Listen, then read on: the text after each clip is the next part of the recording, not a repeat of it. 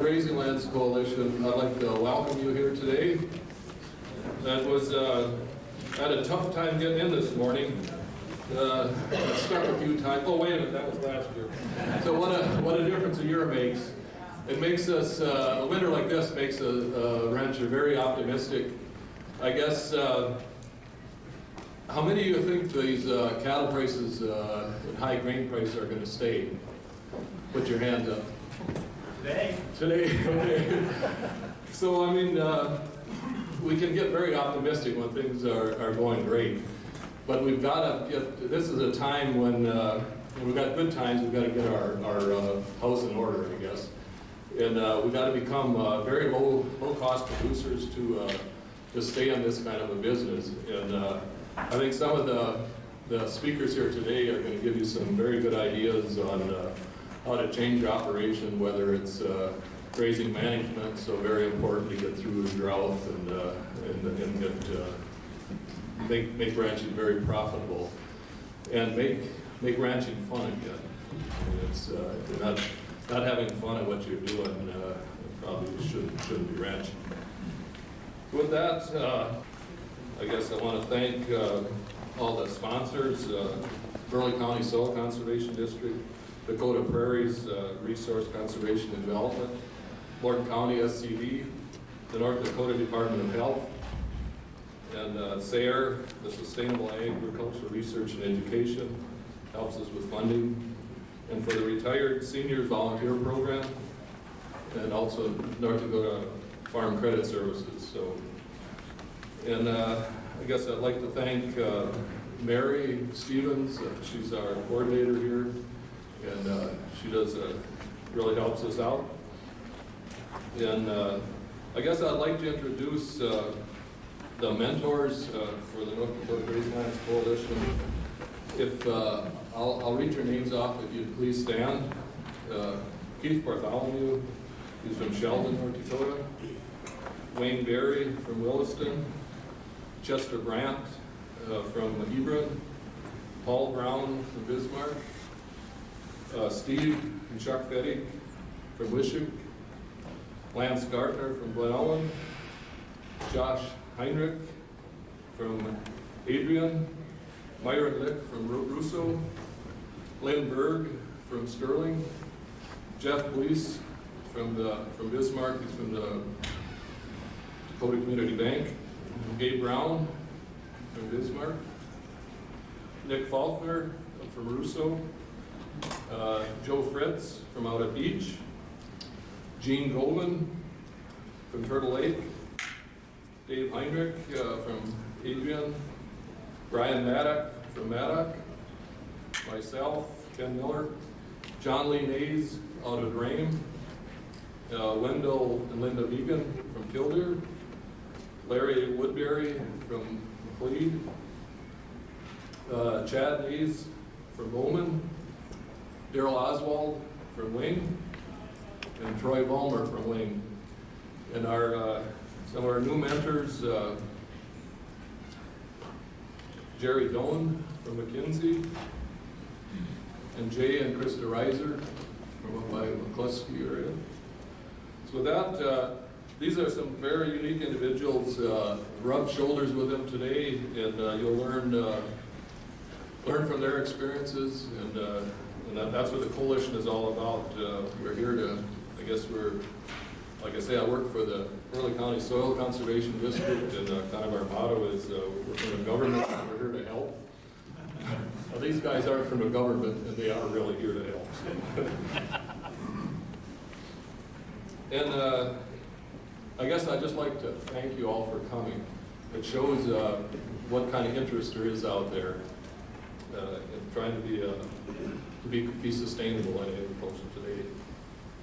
With that, I guess I did forget Josh Dukart, who's also a mentor, and he's our field rep for the North Dakota Grazing Lands Coalition.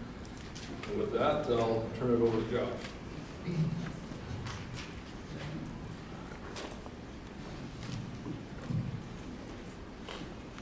I like how you described yourselves as unique, Ken. That's one way of putting it. You know, one of the as I was driving home last night and then coming in again this morning, I was thinking about the fact that I had the opportunity to speak at a workshop. And in particular, when you're the first one on the agenda, it's usually generally implied that you're supposed to warm up the crowd. If I can't warm up the crowd today, I'm probably not going to have a chance of doing it. Okay, and the reason I say that is because January 9th, Bismarck, North Dakota, 60 degrees.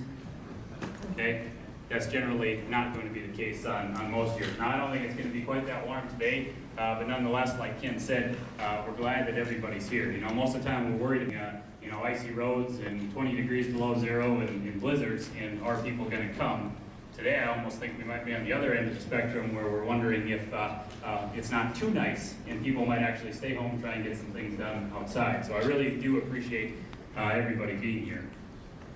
I want to tell you just a little story that I think kind of encompasses what the coalition has meant to a lot of people, including me. You know, back in 2005, I got the opportunity through my job to come to Bismarck, North Dakota, and work in the NRCS and Soil Conservation District office here in Bismarck. And first of all, I was really excited about that because my wife, who was my fiance at the time, this was going to be the first chance that her and I were actually going to get to live within about 3 hours of each other. So think about the miles and the time and the weekends and all that sort of stuff. And by the way, it was well worth it. But we were really excited about being in the same city. But I had no idea what I was getting myself into, or the people that I was going to be exposed to, be able to network with, and the opportunities that I was going to have when I came to Bismarck.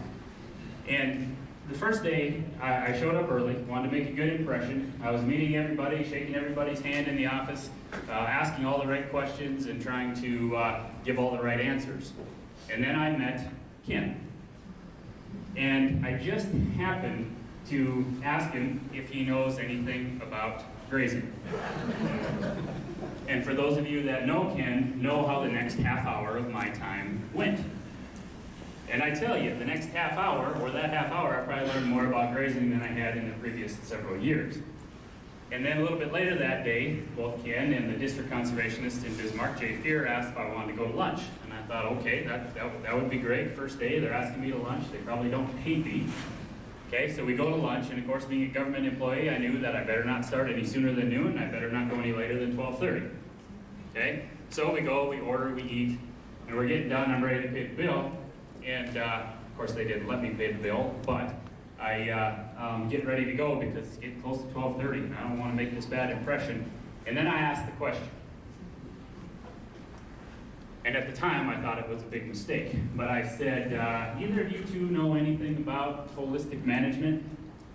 And right away, they look at me, and then they look at each other, and then they looked at me, and then they looked at each other, and I'm like, oh boy. I really dropped the bomb now. I asked the wrong question. Now they're mad at me, they're upset. But then to my pleasant surprise, the next thing that came out of both of them about the same time was, are you gonna start or am I? And then the floodgates opened. And 2 hours later, we were still having lunch, okay? But this, in my mind, kind of describes what the coalition and the people that are a part of it, the people that are members, the people that support it, what they have been. And we didn't just talk about grazing, okay? We talked about grazing and how it impacts the decisions that we make, the land that we manage, the financial situations that we have. And it's been an ongoing learning process ever since. And I think you will see that today in listening to the speakers that we have on the schedule. So with each of those, I think there's one of many important things that you will probably learn is the fact that they have taken the decision-making into their own hands. They have decided what their goals are. They didn't let somebody else decide what their goals are. I don't know about any of you, but in the past when I've gotten goals sent to me in the mail or by email and said, here's your goals, okay, good luck. I don't take a lot of ownership in those, okay? Not that I don't try, but it's just not as inspiring, so to speak. So when these guys have their goals set, the next thing they focus on is the big picture, okay? Because focusing on the big picture is that first step in going the right direction, okay? Because if we want to get the details right, unless we get the model of the big picture right, it's going to be really hard. We're just going to be guessing on those details. Now, one of the comments is as far as doing doing the right things. One of the comments, actually, Daryl in our office often makes the comment, one that his father has always told him. And Daryl, I'd give you the mic, but I'm pretty sure everybody's going to be able to hear you anyway. But what has your father always told you? Just do whatever you want, but just do the right thing. Okay, do whatever you want, but just make sure you do the right thing. Okay, what we're going to try and talk about today is what that right thing is going to be for each of your unique situations. And they're not going to give you any recipes today of exactly what to do. They're just going to share with you what they are doing and how it is helping them move forward in their particular operation. Okay, talking about trying to be effective rather than just efficient. And when I say that, you know, efficiency is talking about the speed and the power and how fast you can get from point A to point B. But what if that's the wrong point B? What if that's the wrong direction? Okay, so we're going to talk about this direction that we're going to try and go, and we're going to try and talk about doing it effectively. Now, if we think about that from the standpoint of, well, let's take the example. When we take feed to the cow, okay, what does that all entail? Okay, it might entail any or all of the following. We might plant it, we might cut it. If the rain comes at the wrong time, we might end up breaking it. Then we get to bale it. Then we might move it to the side of the field, and then we might load it eventually. Then we might haul it, then we might unload it. We might stack it. Maybe we grind it, maybe we pile it. Nonetheless, we're going to come back, we're going to get it again. Then we're going to load it, we're going to haul it, and then we're going to disperse it or spread it. Now, and only now, does a cow get her first bite of that feed. Okay? Are we done? Okay? No, not yet. Because even though we have the sweet aroma of hay going in the front end, there's something that comes out the back end, okay, that we get to push, pile, load, haul, and spread, and take advantage of some of the nutrients and some of the biology that was there. Okay? So to recap, we can plant, cut, rake, bale. We can move, load, haul, unload. Then we can take the next step and we can stack, grind, pile. Then we can load, haul, feed. And then we can push, pile, load, haul, spread. Okay, about 17 steps. Okay, or we can do something different. Okay, in its simplest form, we could fence and graze. Okay, now I'm not going to be naive to the fact that 60 degrees in the middle of January in North Dakota is normal, because it's not. And do we need a contingency plan in feed on hand and the ability to feed it at times? Absolutely. Okay, the last 3 winters have been a perfect example of that. But do we need to live that every day that it's not happening? Have we prepared in a way that we can take opportunities when they're there? Okay, I often get the comment that, well, some people just have all the luck. Well, I believe there is such thing as luck, but I also believe that we can prepare ourselves or put ourselves in situations to take advantage of it. And I think that those things are just some of the things that are going to be talked about with the speakers today. And I think that their information hopefully is stuff that you can take home, that you can understand on a conceptual basis, tweak it, adapt it however you need, and to utilize it. Okay? It's more than just a tip or a trick that somebody will take home, because to receive the full benefits, it takes putting something together or a system together in its entirety from a holistic perspective. Okay, you will notice that they're not going to focus on any one thing, but they're going to concentrate on the whole thing. So with that, I would like to turn it over to Gabe and let him introduce your first speaker. Thank you, Josh. Our first presenter this morning, I'm really excited about the opportunity to listen to this presenter. I've known him for a number of years. Chad and his wife Amanda own and operate the Cow Chip Ranch near Rayne, North Dakota, along with their 2 sons. Last fall, several of us had the opportunity to go down there and spend an evening on that ranch, and I tell you what, it is absolutely impressive, the holistic management approach that Chad has and what he's doing for the resource. So with that, please join me in welcoming Chad Mays.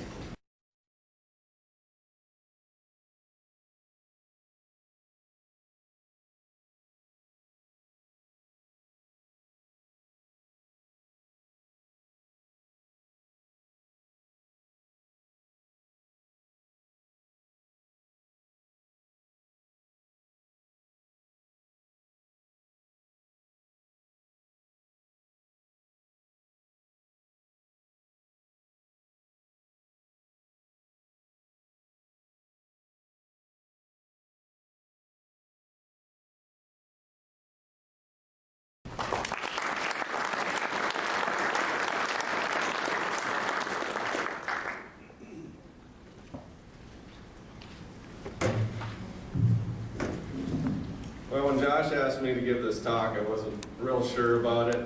I know there's a lot of people out there with more knowledge and experience than I have.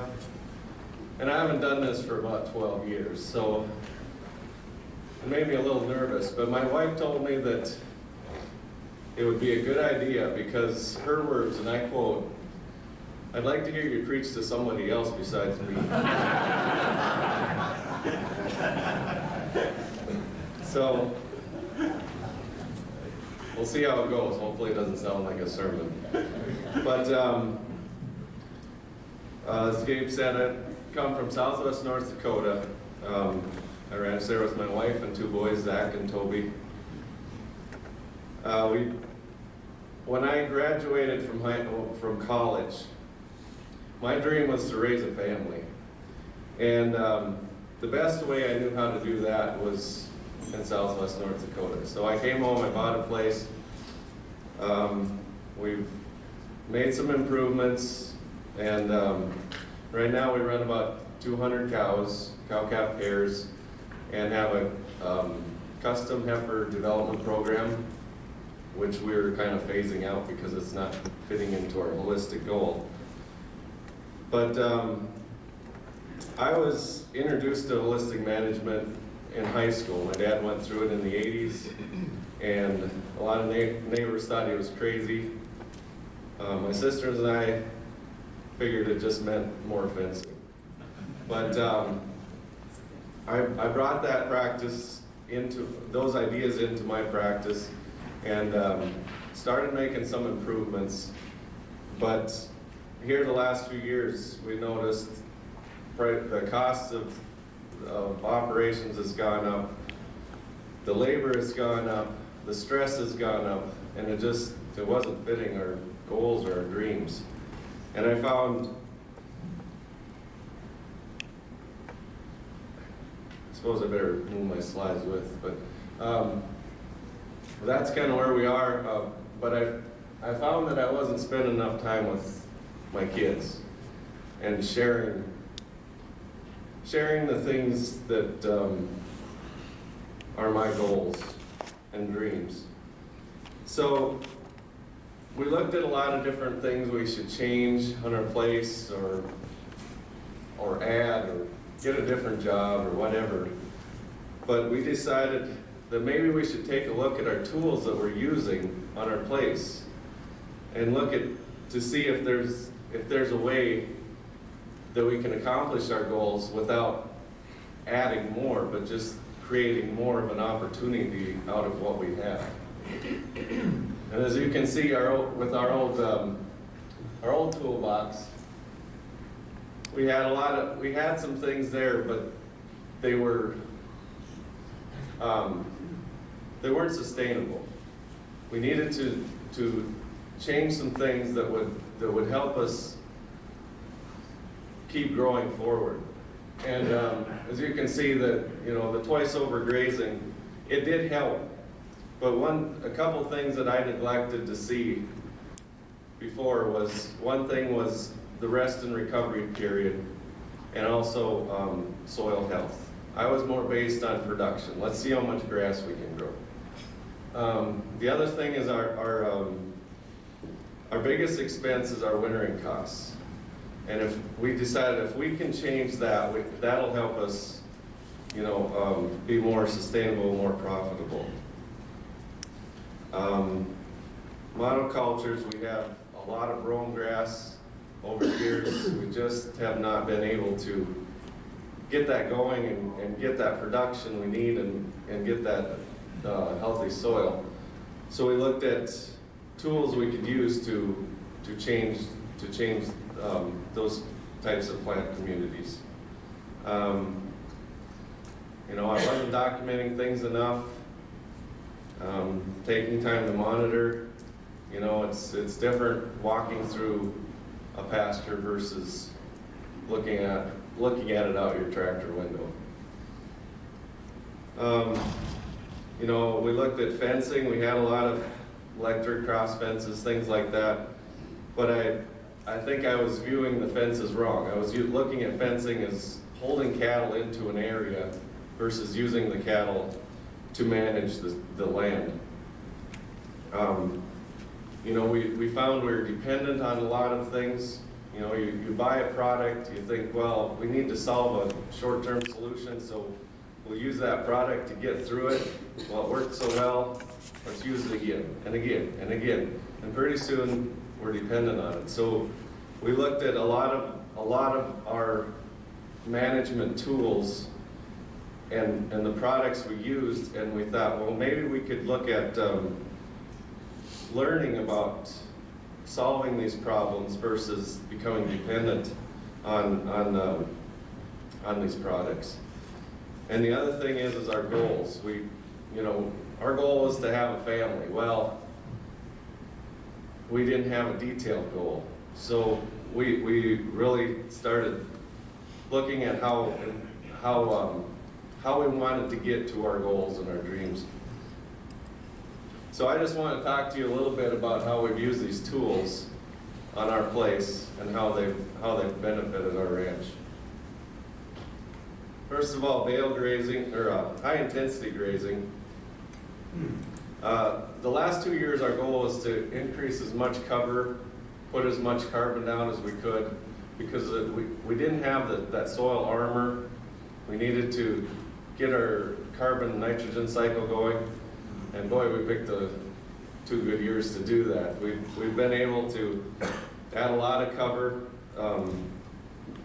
leave a lot of grass, and also increase our rest and recovery periods. And we're still trying to figure out how long those periods are.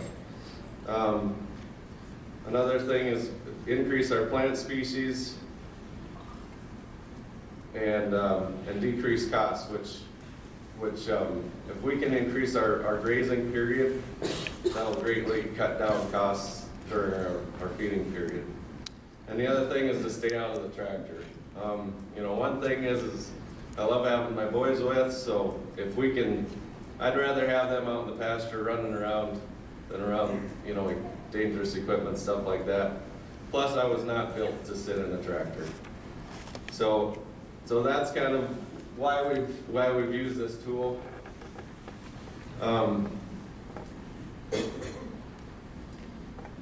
We've combined all our cattle into one bunch, and we move 2 to 3 times a day on the average during the highest growing producing time of the year. We do this for our flexibility, and when I say that to people, they give me a dirty look and say, how can that be flexible? That's like having a milk cow. So I went and got a milk cow. It's not the same. If I need to leave, if our family needs to leave for a few days, we just give the cows more room to roam. But with the milk cow, I'm running out of neighbors to help me make sure. So. One thing, before we started this high intensity grazing, my father and I had the opportunity to go to a Bud Williams cattle handling class, and it really made a difference on the way we handled our cattle. We were able to learn how to teach our cattle to take stress, take pressure. It also took stress off ourselves, and it's improved the disposition of our cattle health, and it's really made ranching a lot easier.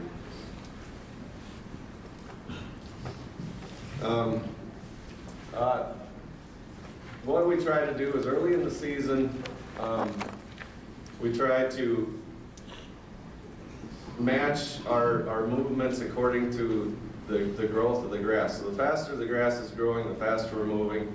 We just want to try to skim graze, invigorate that grass, get it growing, but stay above the growth point so that grass still has the leaf and the potential to capture sunlight and keep growing. And we also use it if we have old grass to try to get that carbon down on the ground, get that carbon nitrogen cycle going. And as the summer moves on, We try to still take 50% of that grass. We're more trying to knock that grass down, whatever isn't being grazed, trying to put that down on the ground. Like I say, get the carbon nitrogen cycle going, and also set that grass up so that there can be regrowth if we get the moisture. As the season goes on, when we get into, we have a lot of cool season grasses. So, but once we get into our warm season grasses, we do slow down a little bit. We're not quite as intense because we know we have the whole year for recovery period, versus with tame grasses we do go back and we'll graze a second time if the conditions are right. Here's just a picture of, as you can see on the left is before we move the cattle, and on the right is afterwards, just to kind of get an idea how tall the grass is out there. We're finding a lot of different ways we can use high intense grazing to improve not just soil quality, but also we're using it to improve our basically secondary forage consumers, grasshoppers, things like that. This is in August. Beautiful alfalfa field. The alfalfa was lodged. It stood about this tall. My neighbors thought I was crazy grazing it, and I could have baled it up and sold it for $160 a ton, but I don't know. I haven't had a lot of money in my wallet, so I start now. No, but as you can see, we weren't really trying to take a lot of forage off. We were trying to knock that down, get it on the ground. That would give the alfalfa opportunity to grow again. But this is what's underneath it. A lot of bare ground, a lot of, you can see the dying plants in the middle there. And when we looked at this long term, yeah, we could have taken a hay crop off it. We have been the last few years. But where is this ground going to go if we keep the management on it that we have? So, and when you have ground like this, it's a prime habitat for grasshoppers. And it's hard, kind of a hard slide to see, but in this picture there's 36 grasshoppers. So what we're trying to do is increase that soil health, put that carbon on the ground, trying to develop a habitat for grasshopper predators, and hopefully increase the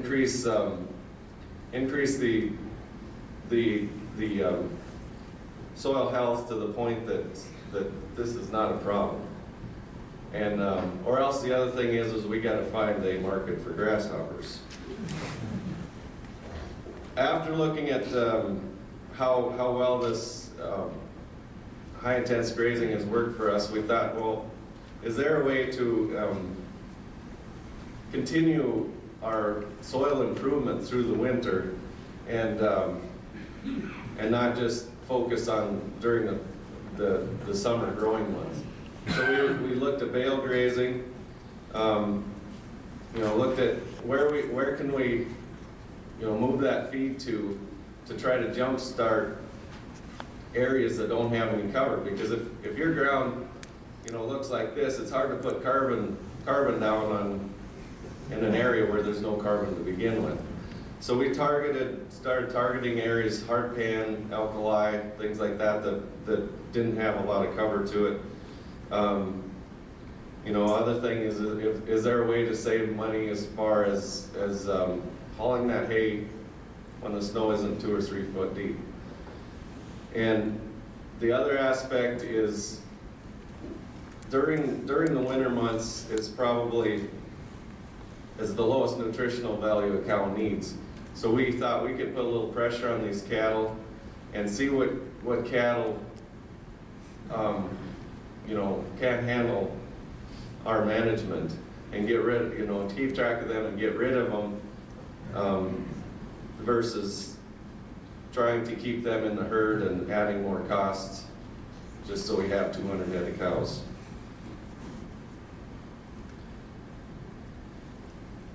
We move our cows on average every 5 to 10 days. We just put out enough hay. A lot of times we'll, if we buy a lot of hay, so as the trucks come in, we take them straight out to the pasture. We figure out our grazing plan, where we need that hay, what areas we want to target and add nutrients to.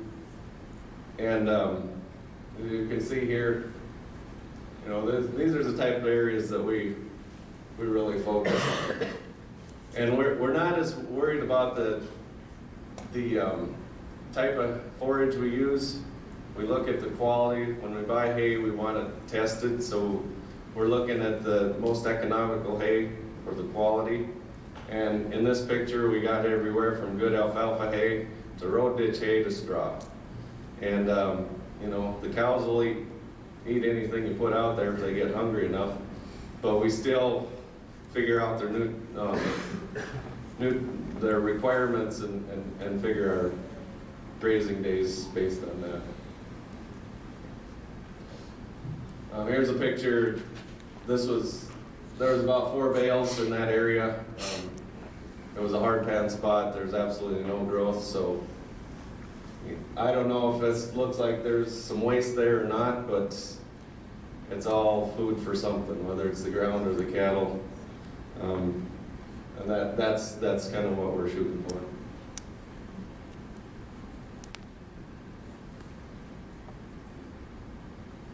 We also decided if we can do it with the cows, why can't we do it with the heifers? So last year we had about 300 heifers. We turned out, we started bale grazing. We take bales out to every 4 days. With heifers, I think it's you have to be a little more careful, especially when you're custom feeding cattle for people. So, I kept track to see what the economics of it was to bale graze versus keeping these cattle confined. We wean these heifer calves off, we lock them up in the corral, we feed them, we take care of them, we baby them, we get them bred, and then we expect them to be cows. So it's like, why don't we train these cattle from the beginning? They've come off the cows, the cows have been teaching them how to operate, so why don't we let them continue their education versus changing their environment? And these are kind of some of the things we came up with.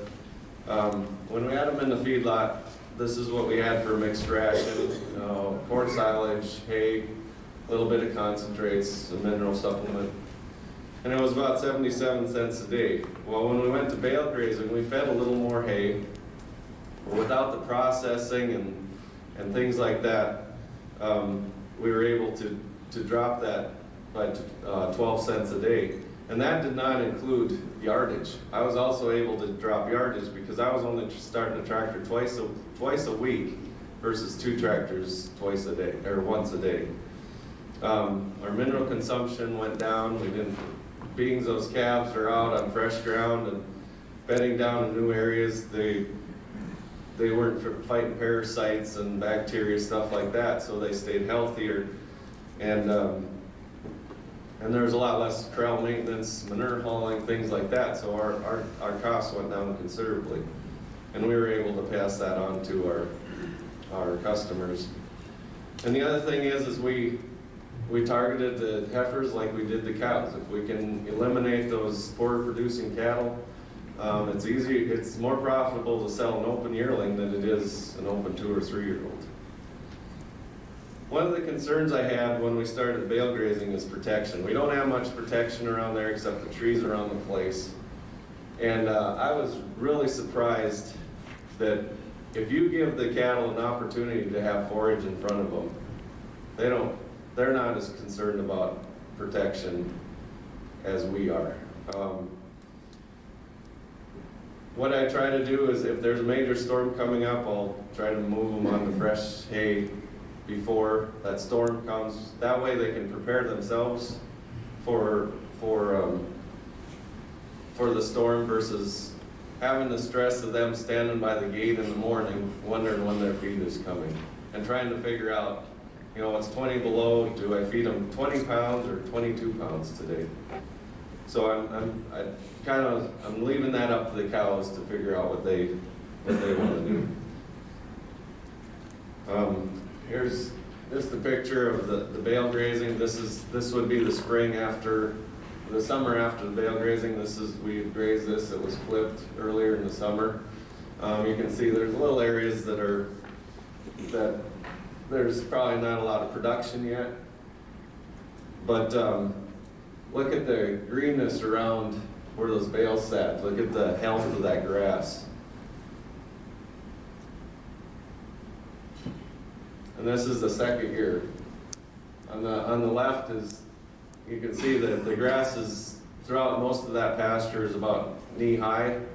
On the right, that's where that bale sat 2 years ago. And one thing you can't see in this picture is looking straight down on the left, you can see dirt, you can see soil. On the right, it's like hair on a dog. I mean, even when you spread those plants apart, you cannot see the ground. And that's what we like to see. Some of these areas, like I said, with the monocultures and stuff, we're having trouble getting the carbon cycle going, so we looked at cover crops. We don't use cover crops a lot because I don't like to sit in a tractor, I don't like to farm. So, so if there's any way, this is one way we use to improve soil health, you know, gain that cover, and also increase infiltration, because where we live, there's a lot of sandy. It's very sandy. With that brome, the rhizomatous grasses, I mean, it's almost like pavement in some areas. So what we did is we took a brome field. This is in May. As you can see, the old grass, it wasn't grazed very hard the year before. The production isn't very good. We sprayed it down. It was Roundup in May and seeded a cover crop. And this is what come up. I mean, as a farmer, that probably isn't the best crop you've ever seen, but compared to the previous slide with the brome, I mean, the cows their eyes were watering when they moved into this. They were getting sick of brome. We seeded winter wheat and hairy vetch that fall. I didn't spray the brome, and I came back. But look at how tall that brome got. I mean, from the year before, it was about 1 foot tall, and now it was chest high. I mean, just the infiltration, increase in infiltration, really made a difference. The cows were happy to see this brome. But after we get the soil where we want, then we go back and seed the grasses or legumes or whatever we want in that particular area. And this is following cover crops. This is, you know, this looks a lot better than brome.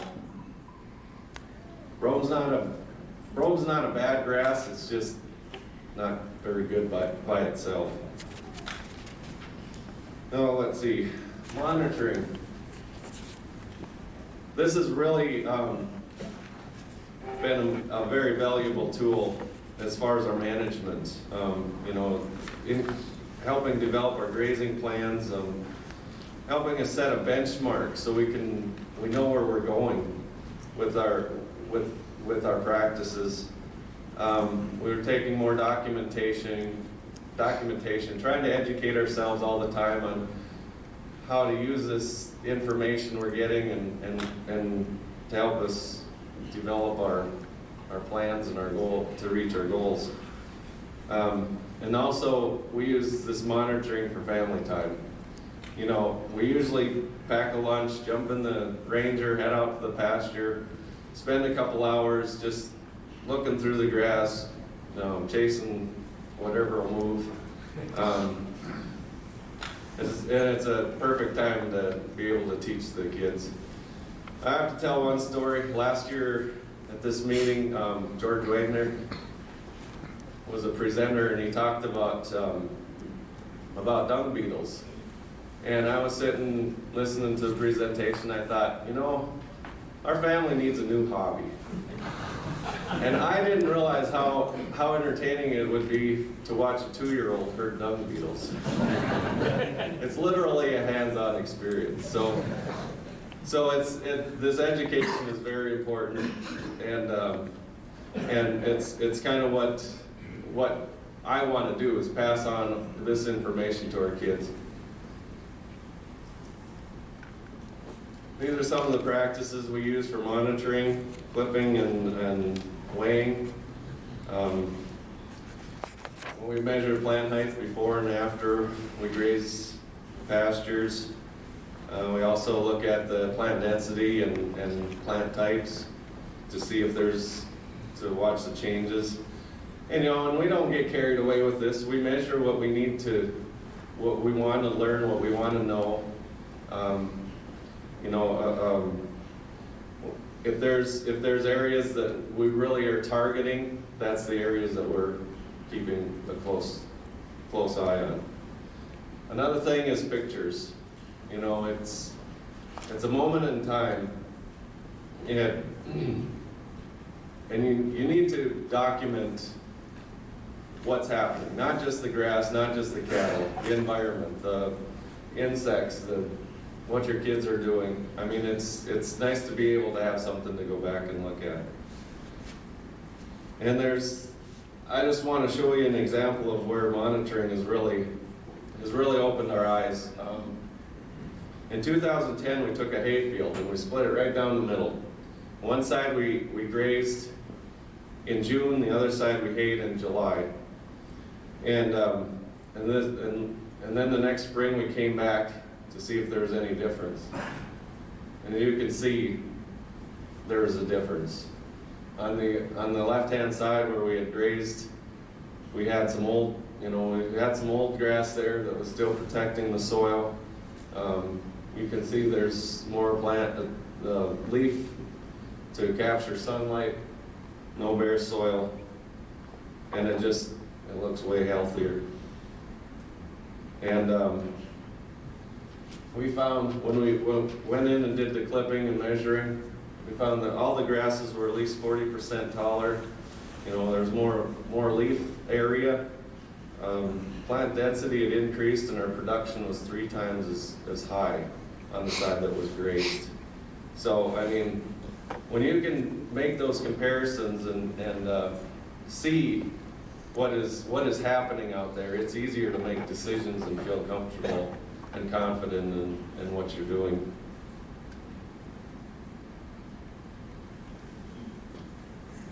Fencing, like I said, we're using it more to manage our land, and not just riparian areas, but if there's areas that we really need to focus on, it's been a good tool to be able to change managements based on small areas versus trying to manage for big areas. And we try to make it as easy and fast and as possible. We try not to make work out of it, because who likes to work? This here is a picture of our fencing crew. This is why we make it easy and fast. They're hard workers, but have a very short attention span.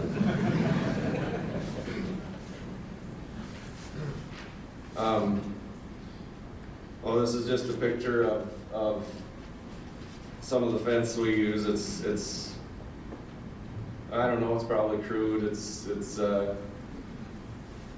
far as quarter posts, we'll just stick a big post in the ground and string a wire and something that we can throw out fast. And we try not to make, even our smooth wire fences, we try not to put too much into them, because we have moved fences over the years, even our high tensile fences, because of our management changes. So I think that's important, is that, if you want to do something permanent, really look down the road and see if that's what you want. A lot of poly wire keeps me in shape. Now to the important things. when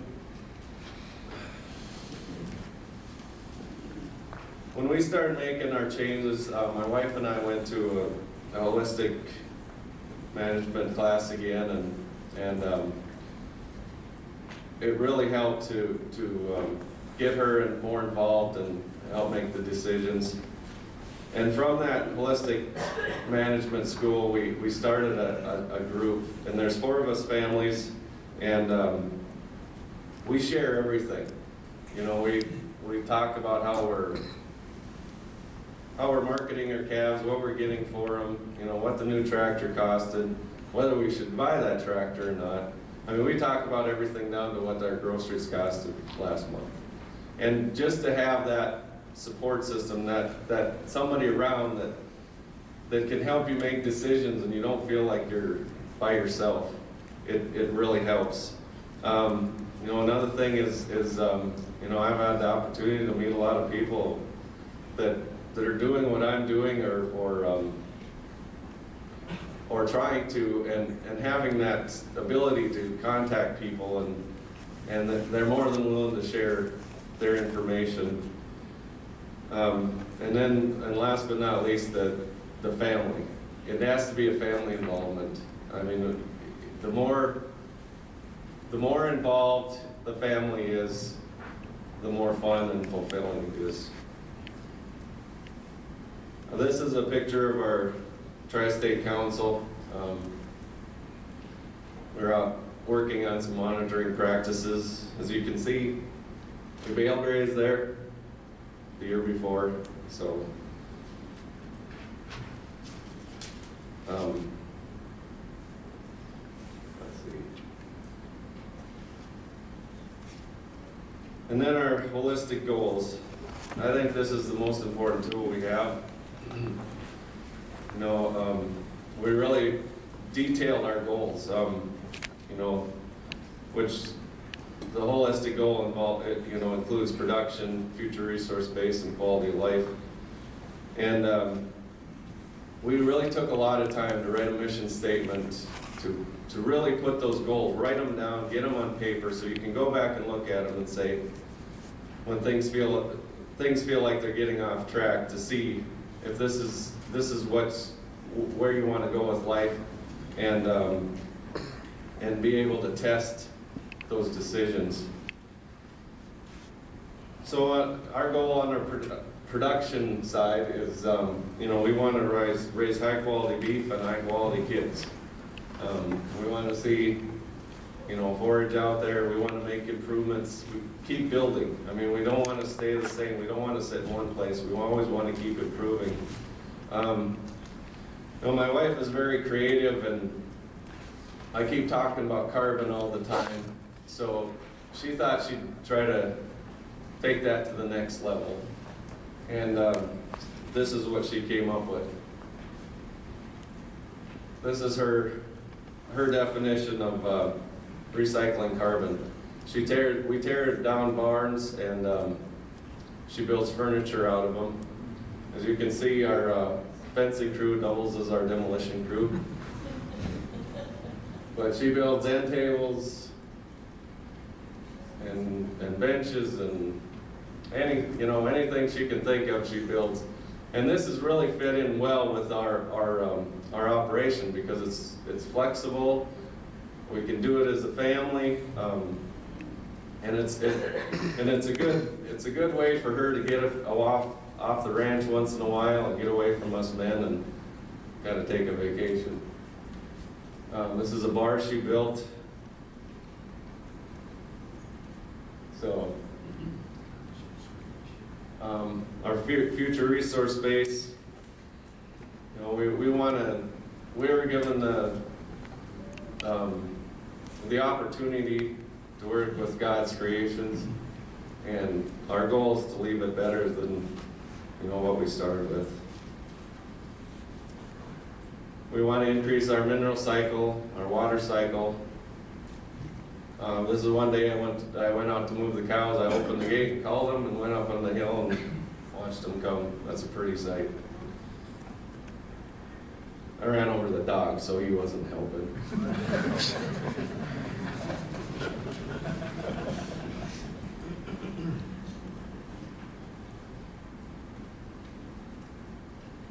Well, this is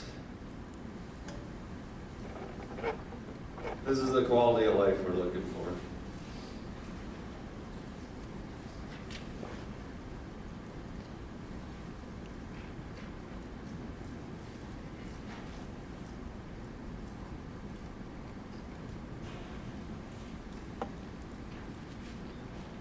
Pictures are worth 1,000 words. We want to give our children the opportunity to learn as much about nature as they can. Our quality of life goal includes God and family and community. And sorry about this, I get choked up.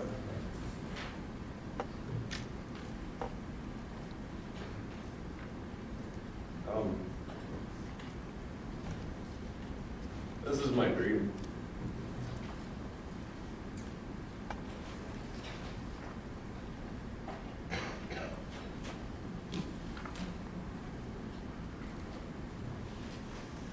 We want two happy, content kids at the end of the day, and I know that if they're happy and content, I know I have a wife that's happy and content.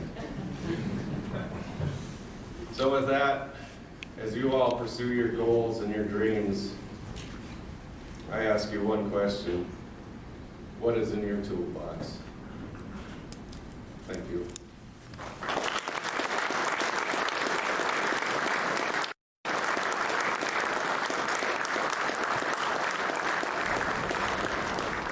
I'm just wondering, what's the performance difference for your heifers, male grazing versus in the feedlot?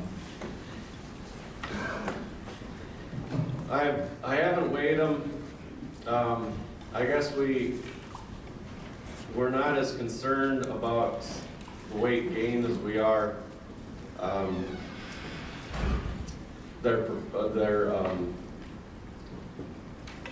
how they're developing. So we looked at the last couple of years at conception rate, and our conception rate didn't change at all. And although the heifers that were in the custom development program, those are bred in May. That's why we're kind of getting out of this, is because we're moving our calving back. It's kind of conflicting with this heifer development. But we pulled those heifers in about 45, 50 days before AIing, because we put them on MGA, we got them on feed. And you know, that last winter was pretty tough. Those cattle were probably not in as good a condition as if they would have been in a feedlot in March, but when we pulled them in, within a couple weeks, we started, you know, putting some concentrates in the feed, and within a couple weeks they were right there at target weight. They cycled same as normal. Conception rate was the same. You know, and we saved these guys a lot of money. With our own cattle, because we don't breed until July, gain is not that big of a deal. We rough them through. They still have, you know, 2-3 months in the spring to get in shape to breed. So I guess you know, I did not look at weight gain, because I don't think that's as critical as the development or the you know, where those cattle. Every bunch of cattle is a little different as far as target weight and condition. So my goal was just to get them to that point, and I didn't have any problem with it. When you were grazing that alfalfa, did you do anything special load? And then how much utilization were you looking for? Repeat the question. He was wondering if I worried about bloat and how much did I utilize the grass or the alfalfa. I don't really worry too much about bloat, or I had a little bit of trouble with the calves this spring, just because I was in the May, I I didn't have, I wasn't feeding any mag, I usually don't. But with the spring we had and all the moisture and the sun hardly shined, those calves were starting to pick a few of those wet leaves, and I treated a couple head that were bloated up a little bit, threw a little mag in there and turned them right around. But I feel when we're moving fast enough, those cattle are selecting what they need versus forcing them to take too much. And I think, you know, when you start stressing a plant, that's when it starts putting out toxins and things to protect itself. But if you're going along skimming, taking one bite off of each plant, we just haven't seen a problem. Utilization, like I say, most of the time it's about, we try to take 50% or less, especially in the the peak growing period. When the slides I had with the in August with the grasshoppers and stuff, we really didn't. That alfalfa was getting rank. The cows didn't like it. I mean, we probably consumed 25% of it, but we're looking at long term. So our goal wasn't as much to see how much we could take off it versus soil improvement, trying to increase soil improvement.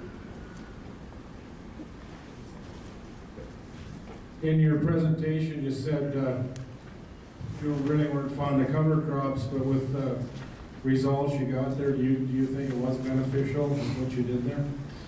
Oh, I believe in cover crops. I just don't use that much because I'm not a farmer. But yeah, just the increase in infiltration was amazing to me. I mean, it just, you know, that brome, like I say, if you looked across the fence to the brome field beside, it was still like that this year. And we have a picture of part of that field where we had the cover crops and the brome was this tall. I mean, we don't usually get brome that tall. So just the plant diversity and what we added to the soil and the infiltration. I mean, there's so many things that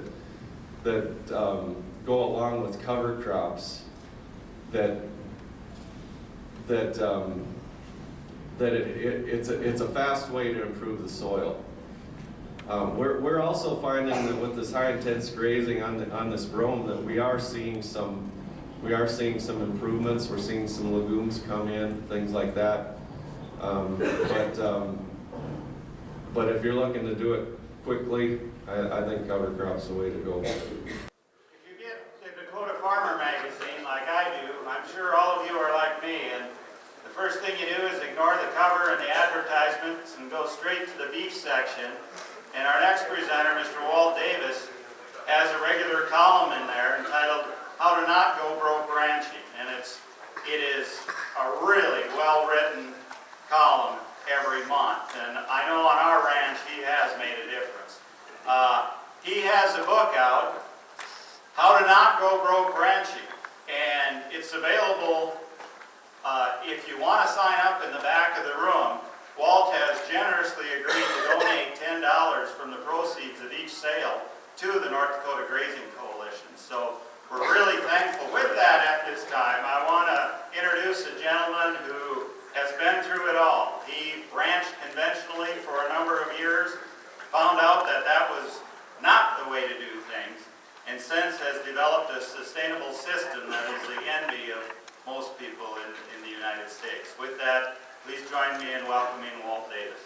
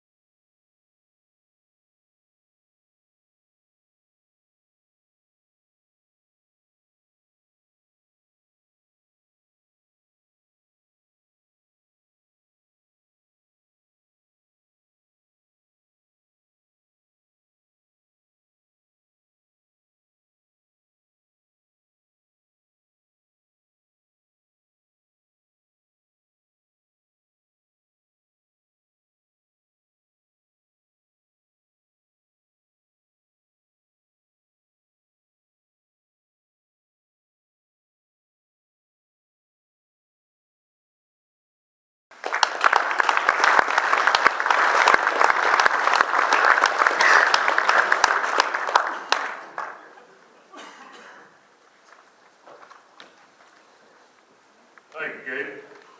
Yeah, this recognized. Every time I get a build up like that, it kind of bothers me, because that means I got to deliver. What I'd like to do is start off by giving you a little bit of my history. I grew up in West Texas in a ranching family. Grew up ranching grew up on a ranch that was operated basically like my grandfather and his father before him was operated. It was grass outfit, cow calves, sheep, and goats. I remember occasionally on a tough winter, Dad would put out a little bit of cottonseed cake, maybe a pound a head a day, 6 days, something like that. But by and large, the cattle, sheep, and the goats were expected to perform on what was there, what was on the ranch. And this is the way the ranch operated for a long time. It's the way most of the ranches in that part of the world operate. Go back to that country now, and practically everybody feeds hay. When I was a kid, hay was something we fed the horses. It left up a lot overnight. I don't imagine there's anybody in here ever doctored a case of screwworms. Pretty far north. But I grew up roping and doctoring screwworms in the pasture, and occasionally we would leave a case of worms up in the lot and feed them, because they might have to doctor 3 or 4 times. The point I'm getting to is we didn't make hay, we didn't feed hay. Dad had I remember he had one stack of bundle feed that stayed in a stacked block until it melted into the ground, but that's what he was going to feed when the ice storm came. Well, the ice storm bad enough to feed the bundle hay never did come, because we just didn't feed. I went to Texas A&M in 1956 and studied animal husbandry,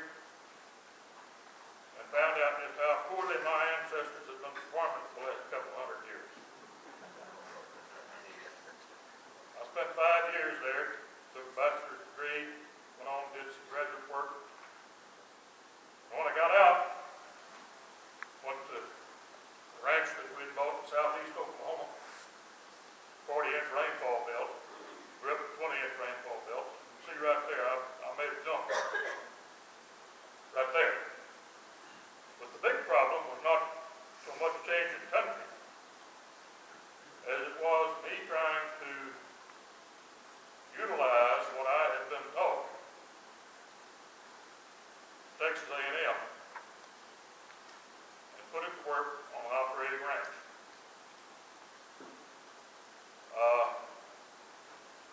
That ranch in the Red River bottom of Oklahoma was a lot different from where I grew up. It was all either cultivated ground or it was ground that we were taking out of river bottom timber. We cleared something like 1,600 acres of virgin river bottom timber and put it grass. So I understand Chad's reluctance to get on a tractor. I spent a lot of time on tractors and never did learn to like it. But anyway, I changed country. I changed my attitude, or the attitude that I grew up with. When I got to Red River Bottom, I was primed and ready to take Davis Ranch into new heights. We were gonna do it right. Started out by implementing what I'd been told at A&M. We put in the best soil fertility program, the best weed control program, the best animal nutrition program. If A&M or OSU said do it, we did it in spades. And in 3 or 4 short years, I managed to take a pay-in ranch that close to bankruptcy. We increased our production tremendously over a period of about 10 years by instigating a performance testing program on our cattle, doing some farming to the cattle, all these things. We increased our weaning weight to over 100 pounds. I was weaning big old soggy calves, and a lot of them. One year I remember we were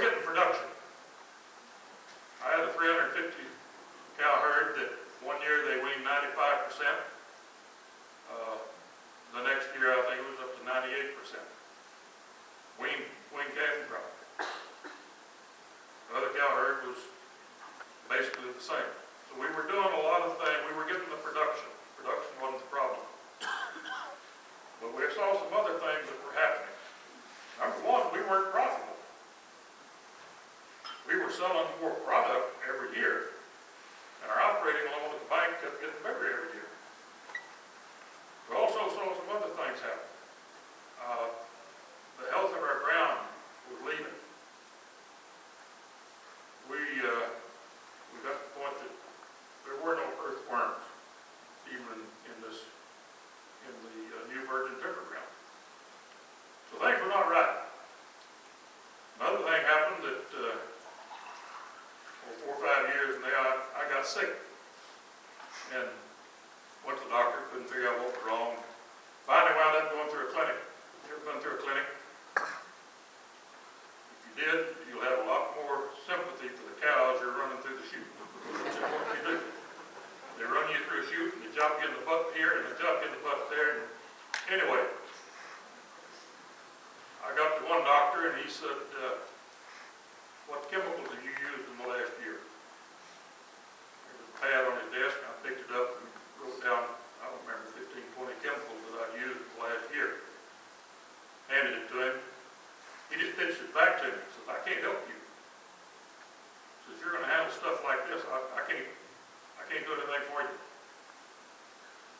Well, it turned out I wasn't chemically poisoned, or maybe I was, but that wasn't the main problem. I had brucellosis. And they treated it and I got well. But it started me thinking. I had 3 little girls. And a wife at home. I'm bringing this stuff in on my clothes. I'm dead. That's what it's about. That's all that it's about. So we started trying to change the way that we operated. And like I say, I would like to say that we sat down and analyzed all this and figured it out and made the changes and went on. We didn't. It took a long time. But in 1974, we had a correction in the cattle market, just like we have had about every 9 years, going clear back into the 1800s. In fact, the last cattle cycle was the first one in my lifetime when it didn't cycle. First time we didn't have a major drop in the cattle market. But anyway, cattle market went down, way down. It bankrupted a lot of people, particularly people feeding cattle. So it was a groundhog case for us at that point. We either change or we sell the ranch and go do something else.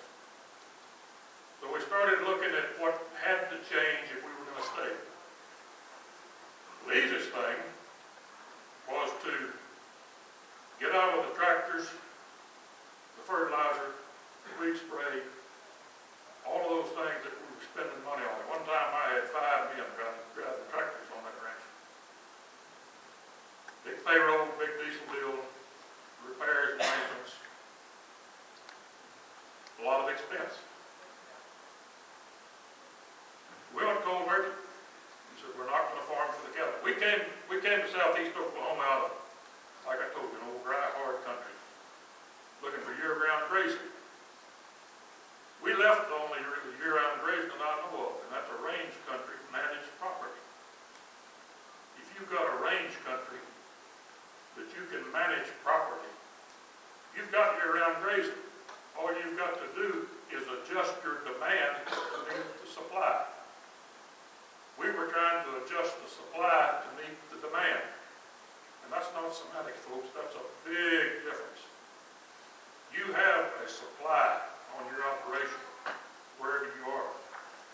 You have a certain amount of forage, a certain amount of nutrients. You also have timing in there. When do you grow grass? If I'm not careful, I'll give this afternoon's speech right now, but that's all right too. We're going to be talking about all the same thing. We realized that we were trying to provide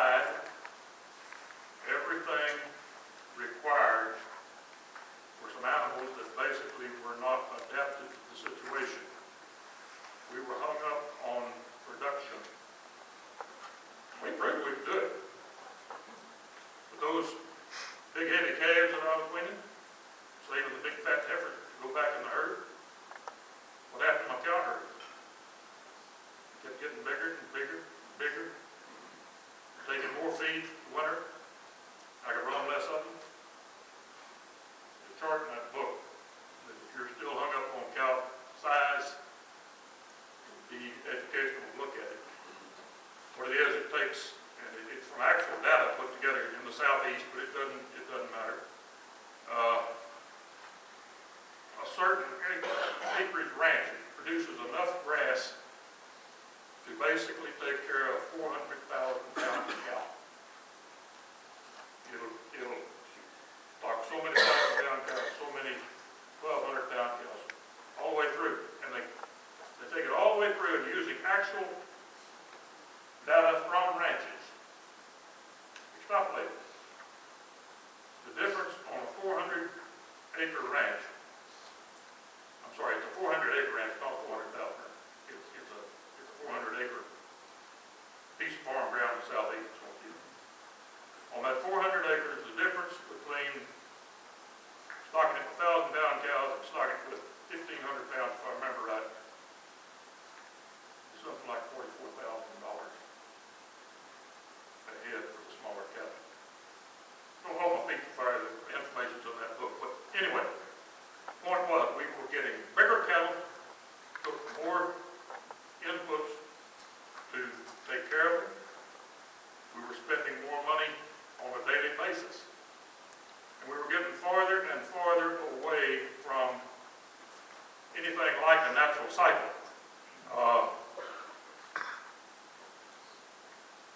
I went so far as to move my cabin date to January, because research showed that January born calves in that part of the world were the heaviest. And we did that a year or two until one night in January we just about start calving, maybe just had started calving. It started raining. About 2 o'clock in the afternoon, rainstorm came in, changed to sleet.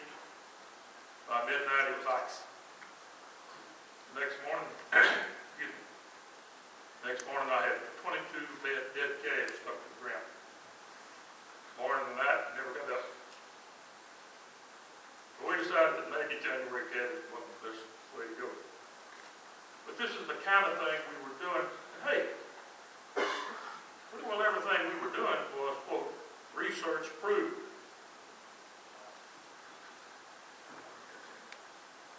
We're supposed to be thinking human beings. And I don't want to throw rocks at anybody. Did anybody ever see a calf born with a winter coat? I'm serious. Calves are born with a summer coat.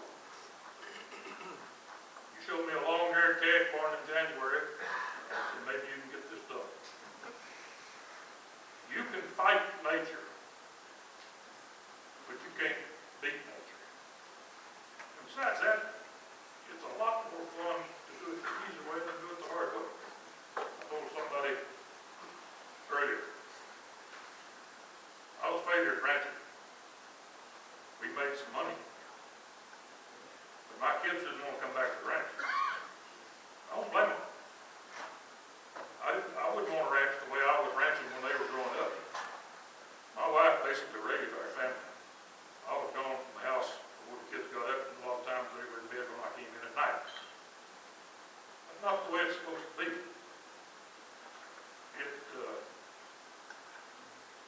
You can make so much money, you got to at least lay and stack your money on. But if you work yourself to death and run your family off, then you're a failure. Anyway, what did we do? Turned it around.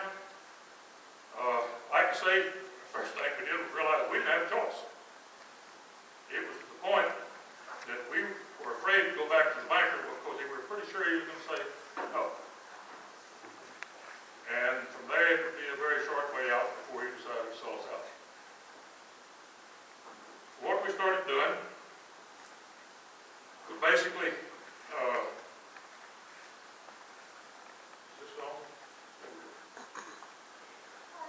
change the way we're doing things.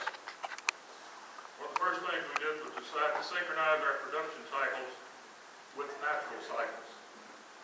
Kevin, in January, you were not in synchronization with the natural cycle.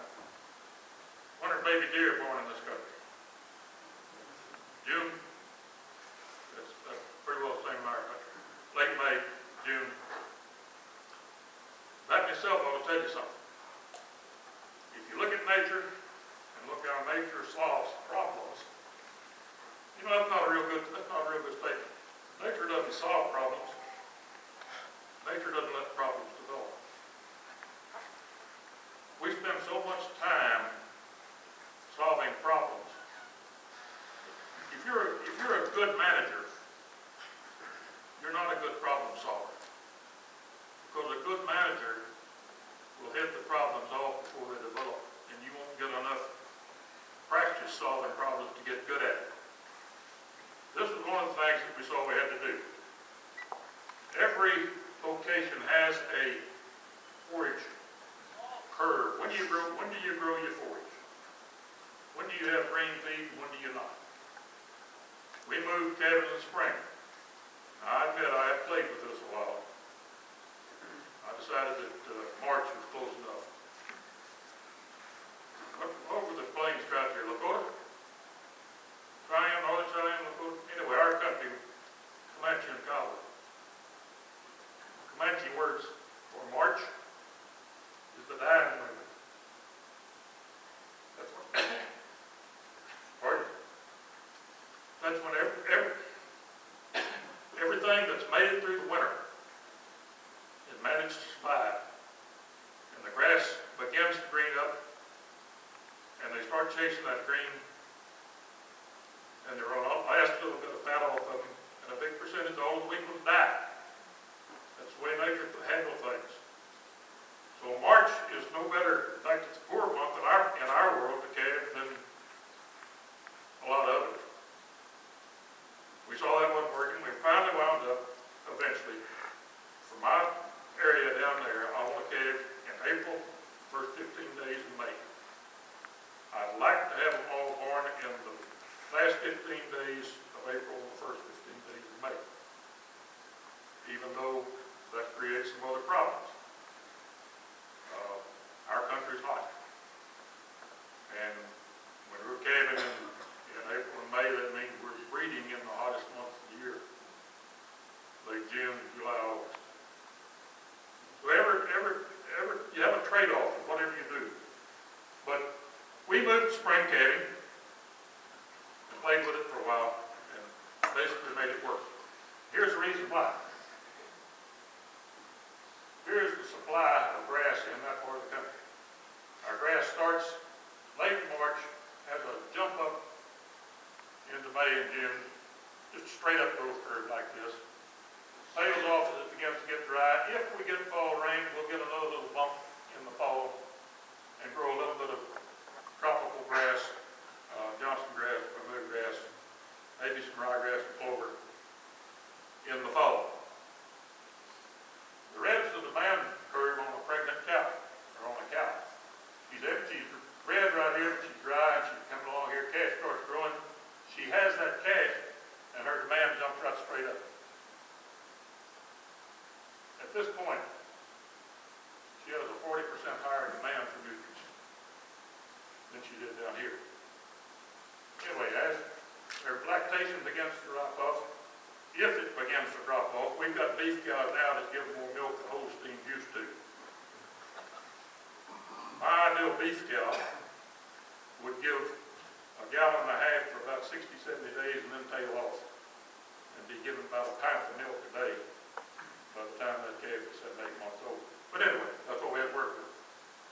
As you can see, here's our supply. We move this demand in there, it works pretty good. What about if I'm still calving in February? This whole period in here, I'm way behind the curve. This cow is going to have a lot of supplementation to feed her needs. Oklahoma State, I give the colleges trouble all the time, but they do some good work. Oklahoma state did some work not too many years ago that really opened some eyes. The number one most important factor in whether or not a cow-calf operation is profitable. Anybody want to guess? Reproductive, we'll tell you. Body conditions for a cat. Body conditions on the day she calves. He's nailed it. How fat is that cow the day she calves? Ruminants didn't arrive on the scene yesterday. Ruminants have developed over a long period of time. Grazing. The feedlot didn't get here very long ago.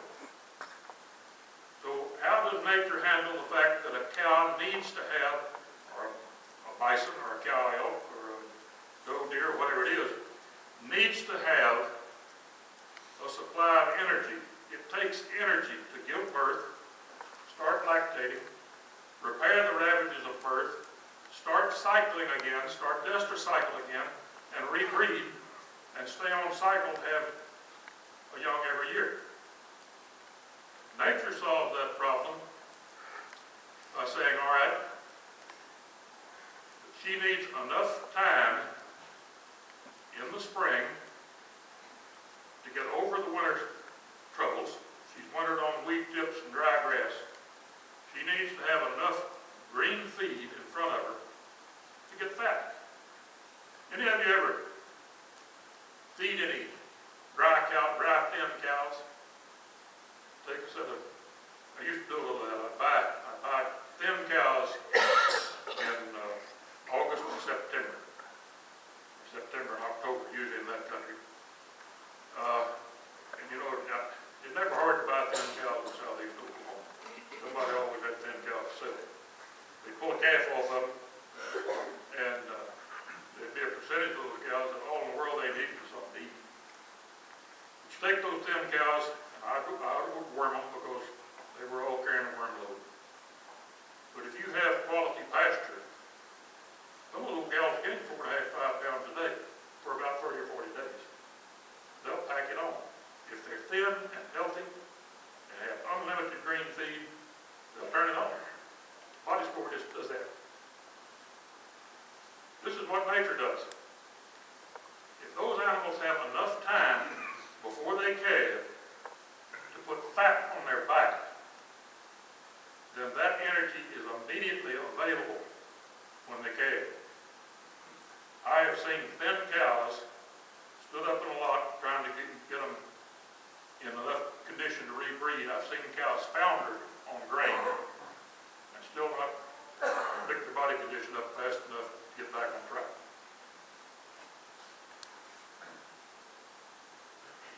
That deficit right there. Nature handles it by timing of calving. They don't calve, they don't have the young born until it's time for the young to be born, until their mother has had time to recover from the winter time, recover from a hard time, and get ready to be a mother. We made that change. What happened? Well, you'd expect a big reduction in wintering cost.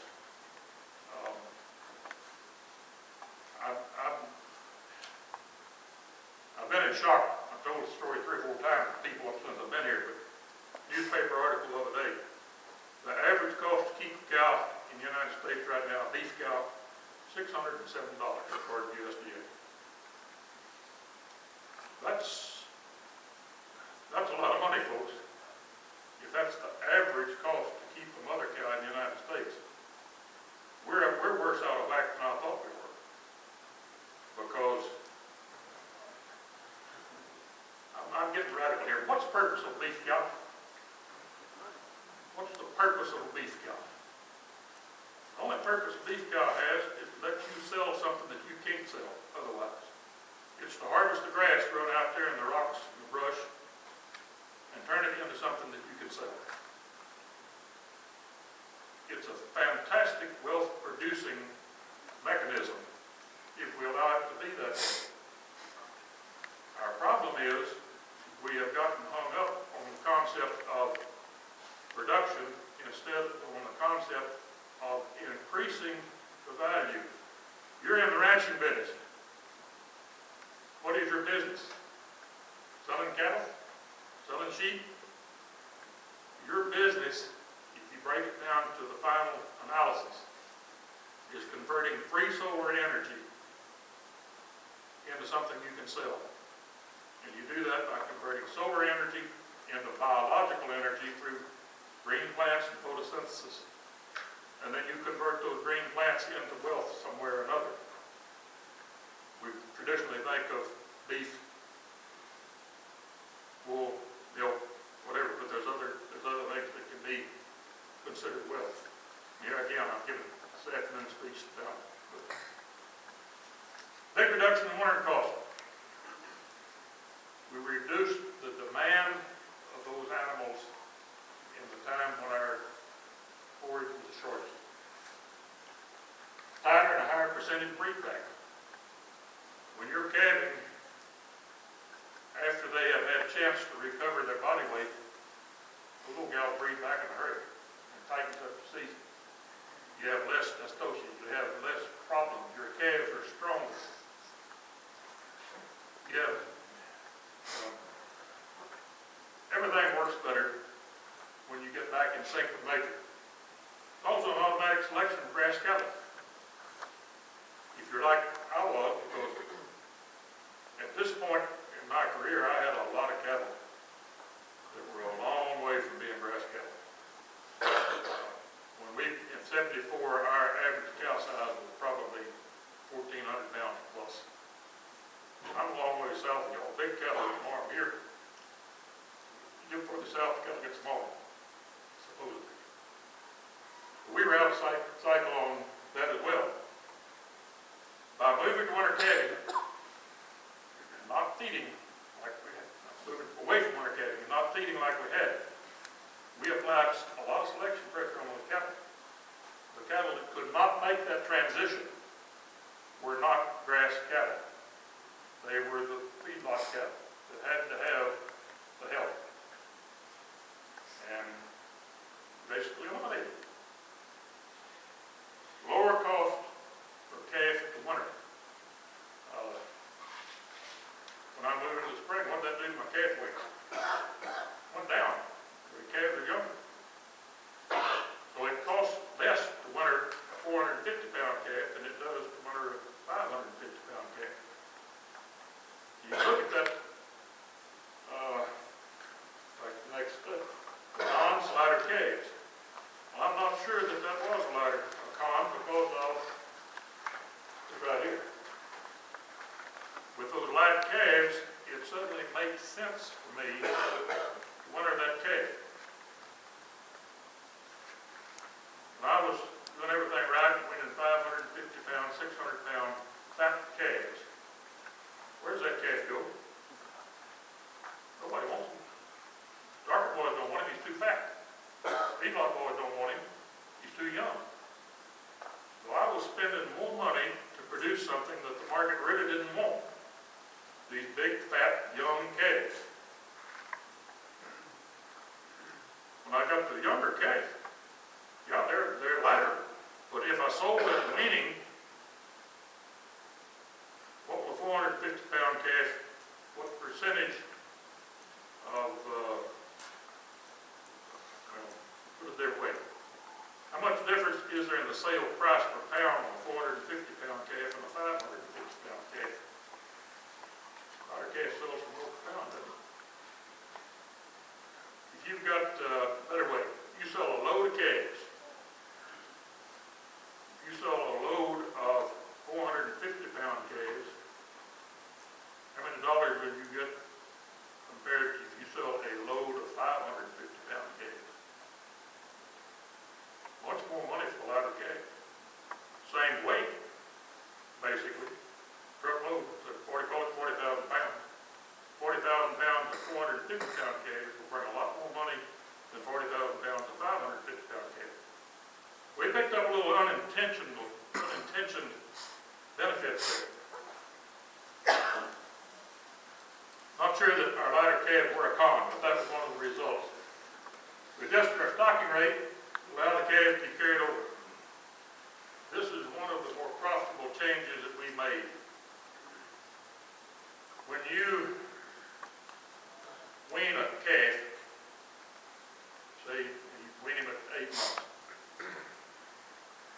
you have in that calf at that time roughly 70% of the cost that you will have in that calf if you carry him on to say 750 pounds, heavy stocker, or a stocker. Reason being, up to weaning, he has to pay the freight for his mama. He has to pay for her feed as well as his own feed. From weaning to sale weighted as a feeder calf, it's just a gain on him. Right kind of cattle, right kind of pasture management, that can be some very cheap gain people. That calf is born in, he's born in April or May, and you winter him, and you take him through until, in our country, say, oh, depends on the market. Usually, if I've got grass, I'll take him, I'll hold him as long as the market will let me. And lately, that's been pretty heavy.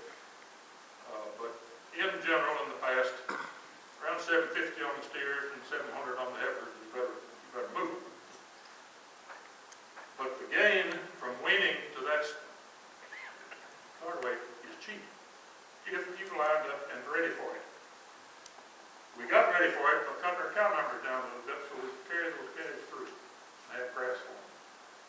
And we found out that we could make a lot more money putting that grass in a growing calf than we could in a cow, an additional cow. One of the things I want to take you through. Calves in winter, we just roughed them through. Now, we don't have a winter like y'all did. We can have a winter that's just as hard on cattle. If we get into a winter where it's, I don't know anything harder on cattle than if it's drizzling rain about 32 degrees and wind blowing. Cattle can die. But our winter is nothing compared to y'all. We can normally have some green if we manage our situation right. We aren't trying to make cattle fat in the wintertime. It's not hard to make cattle fat in the wintertime, but it's hard to make money making cattle fat in the wintertime. We wintered the calves on the best available pasture and just enough supplement to keep them growing. Like I say, we didn't try to make them fat.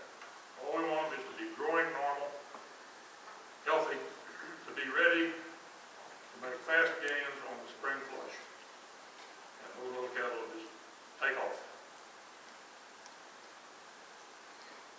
When the fourth flush played out and the spring flush played out, we moved the yearlings and started using the areas that they had been grazing.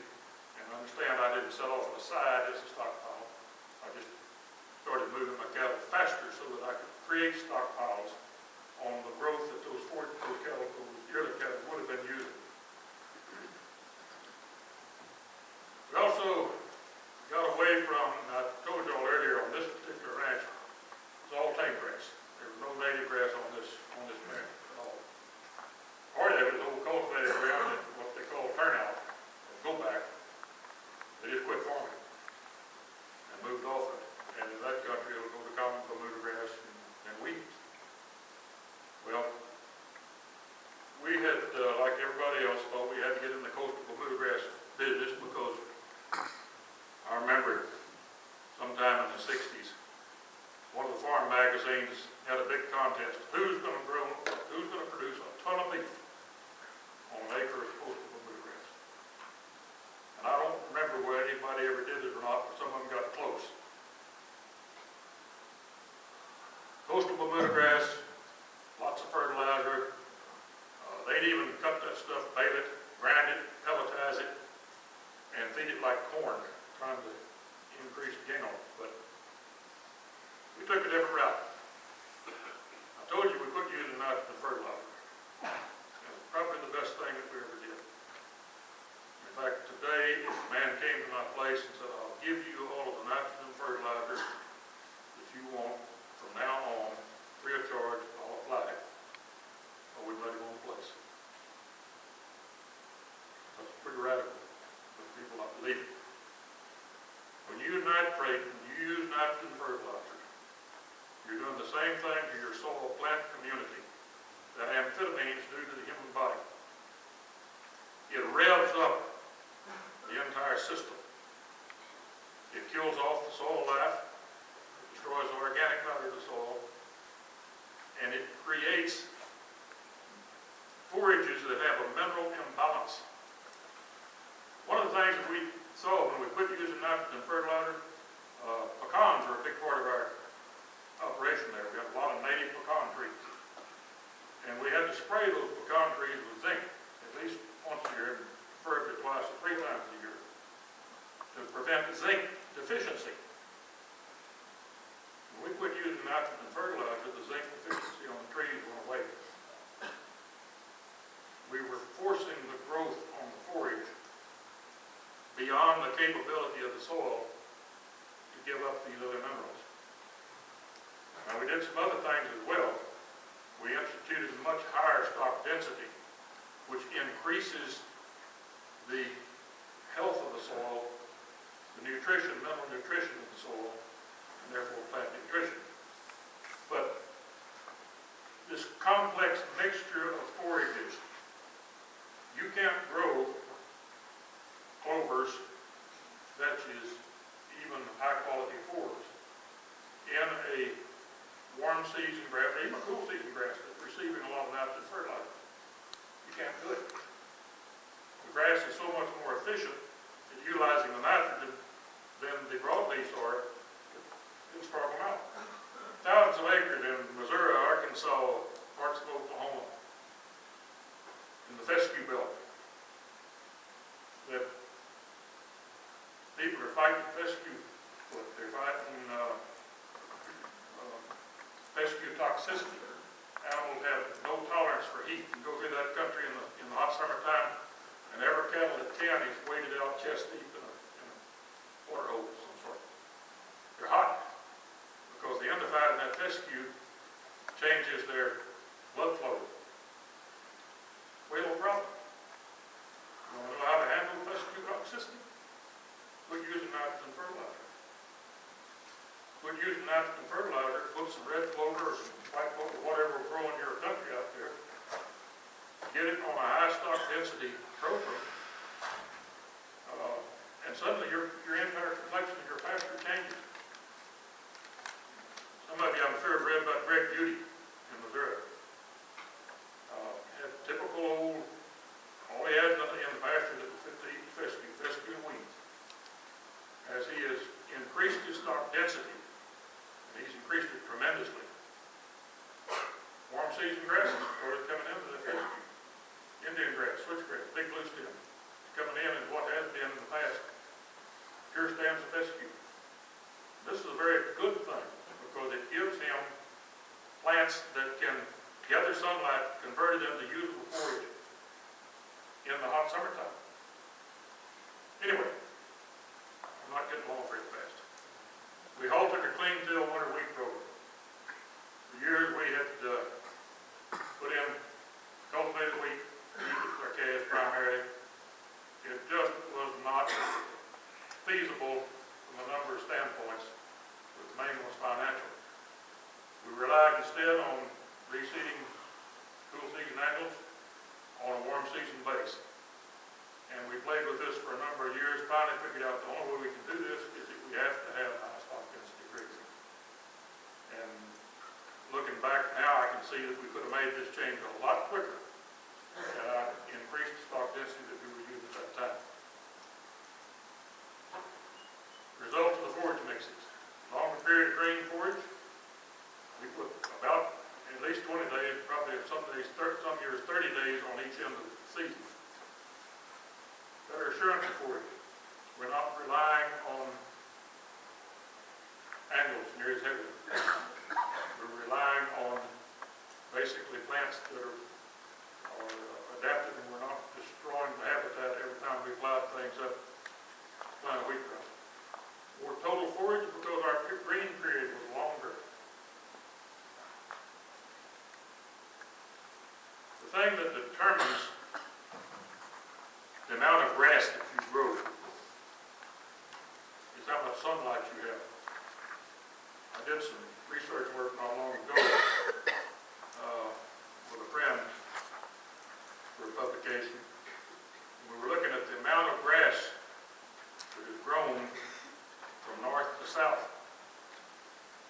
what's your old rainfall here?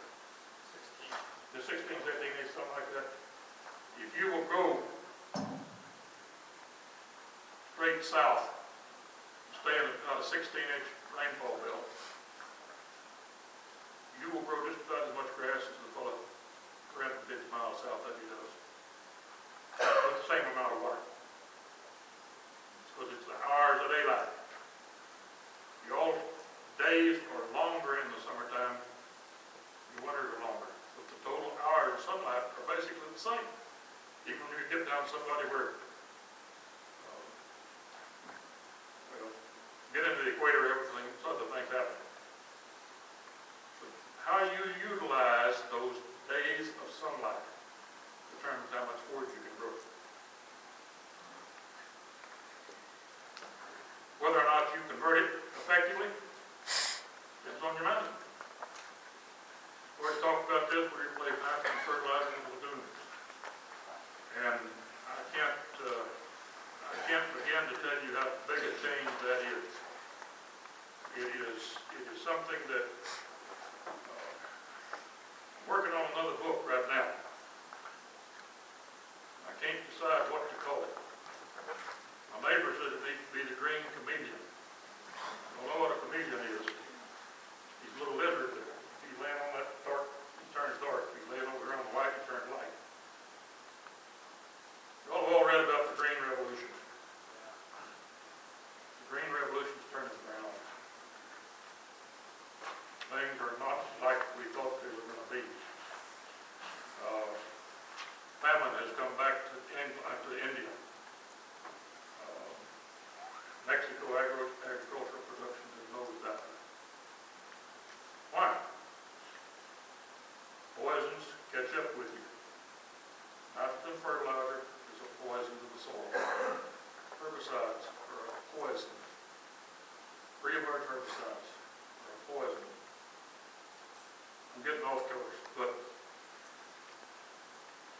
we've been sold a bill of goods, folks. We've been sold a bill of goods that we don't need pasture for our ruminants, that we can put them in the feedlot and feed them corn. You can. But what happens when corn goes to $7? What do you do with pasture land out there? I'm getting the field, and I'm sorry. But replacing nitrogen fertilizer with lagoons and with grazing management, nature provides us with all of the nitrogen that we need. The atmosphere is 78% nitrogen. All we have to do is be able to convert it into a plant that will use it. And one of the things that nitrogen fertilizer does is it short circuits every mechanism that nature uses to provide nitrogen to plants. Plants have to have nitrogen. I heard Dr. Bill Knight in Mississippi State make a statement one time. You've got 16 pounds of actual nitrogen as fertilizer. You'll kill every rhizobia bacteria on an acre of sandy soil. You'll also kill the azotobacter that can take free nitrogen and convert it into plant-friendly nitrogen. You'll kill the green algae. All of those things that nature uses, you'll burn up the humus in the soil that nature uses to gradually release nutrients. You might guess I'm not a fan of nitrogen fertilizer. We found that we had a dramatic reduced cost to maintain animal unit. Our soil life increased dramatically, and although we didn't expect it, our production per acre actually went up. That didn't happen immediately. It happened after a number of years when these things began to kick in. You see what that is? Those are earthworm castings on a pasture. This particular tract, when I took it over in 1964, there were a few earthworms down along the creek. There was a creek that ran through that property. And all the locals wanted to come dig earthworms there. It was a great big old thing like this. That's the only earthworms on that whole property, and in fact, on the whole ranch. All we did was institute some fairly high stock density, not high, but higher. We got where we were on one-day graze periods during the spring of the year when everything was good, and then we would slow down and we'd get 2- and 3-day rotation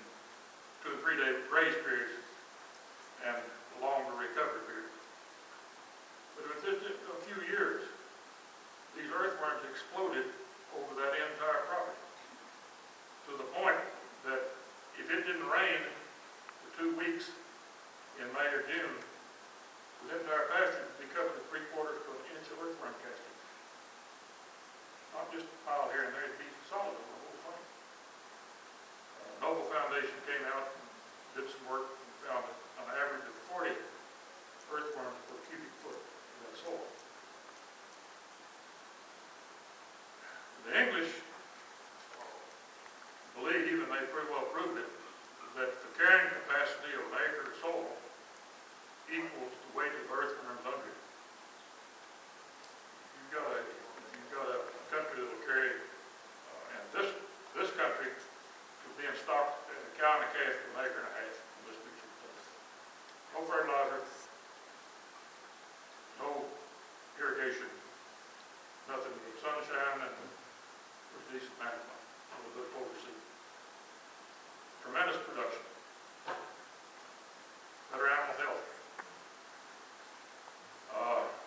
For years, eye diseases, retained placentas, hoof rot, slow breed back,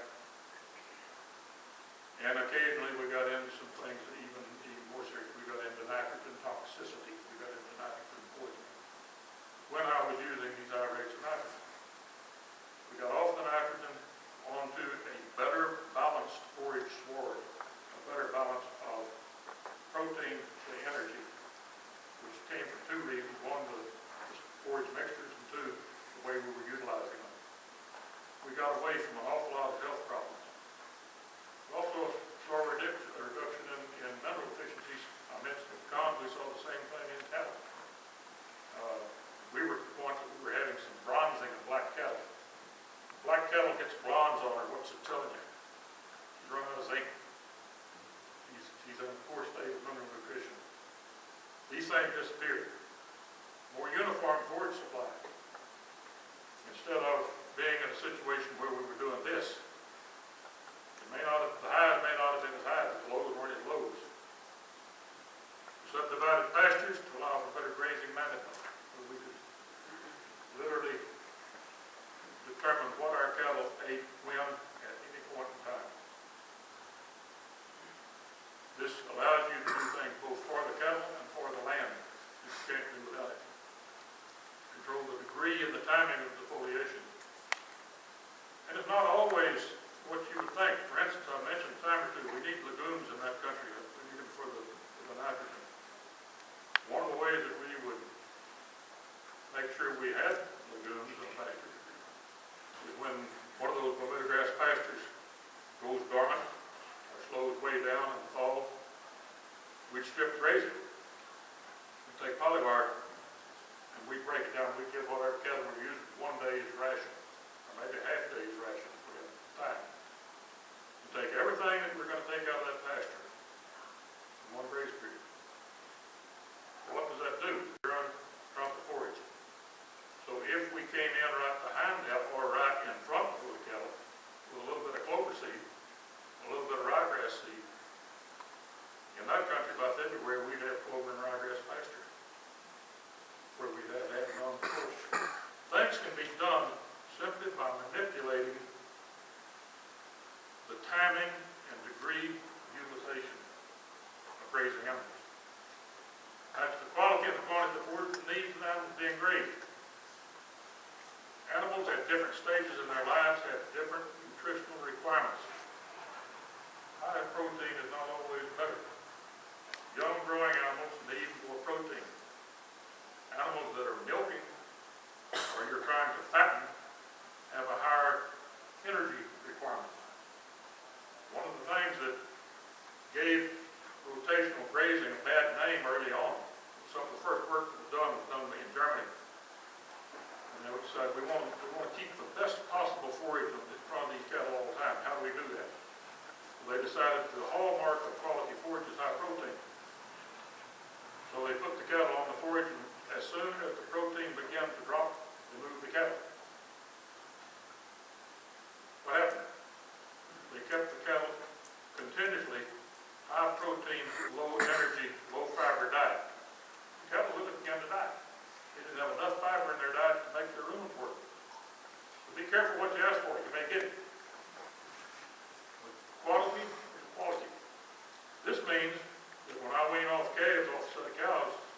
cows, what happens to their nutritional demand? It goes way down. All they have to do is maintain their body weight. I can then use those cows to utilize some forage, maybe that dead baboon grass that I want to put over and put rescue in. I can use those dry cows in, well, better example. All through Kansas, northern Oklahoma, parts of Texas, tall grass prairies. They're fine, beautiful forage. But the traditional management has been to graze those pastures heavy in the spring and then burn them off the next spring to have fresh pasture. That's been, I'm sure you country in Kansas has been done that way 35 years. And we also show you what it does to pasture. Thousands of acres of country blue stem pasture are burned every year when it could be converted into the feed stuff to maintain spring calving cows with a little bit of fault, a little bit of temporary fence, and there's millions of cow days of forage that could be had for nothing. Everybody's seen this, but this is what I'm talking about, matching the needs of the animals to the quality of forage. Down here, protein's real high, the volume is low, energy is low. As we get up in here, energy begins to increase, the protein drops off. With good pasture subdivision, or with herding, we can say, all right, my yearling cattle need to be right here. My fattening cattle need to be over here. Or maybe even over here. You can match the needs of the animals to the forage that's available. Improve the soil health and stock density. We've talked about this a little bit. There's a lot of forage there, especially when you consider I'm horseback there.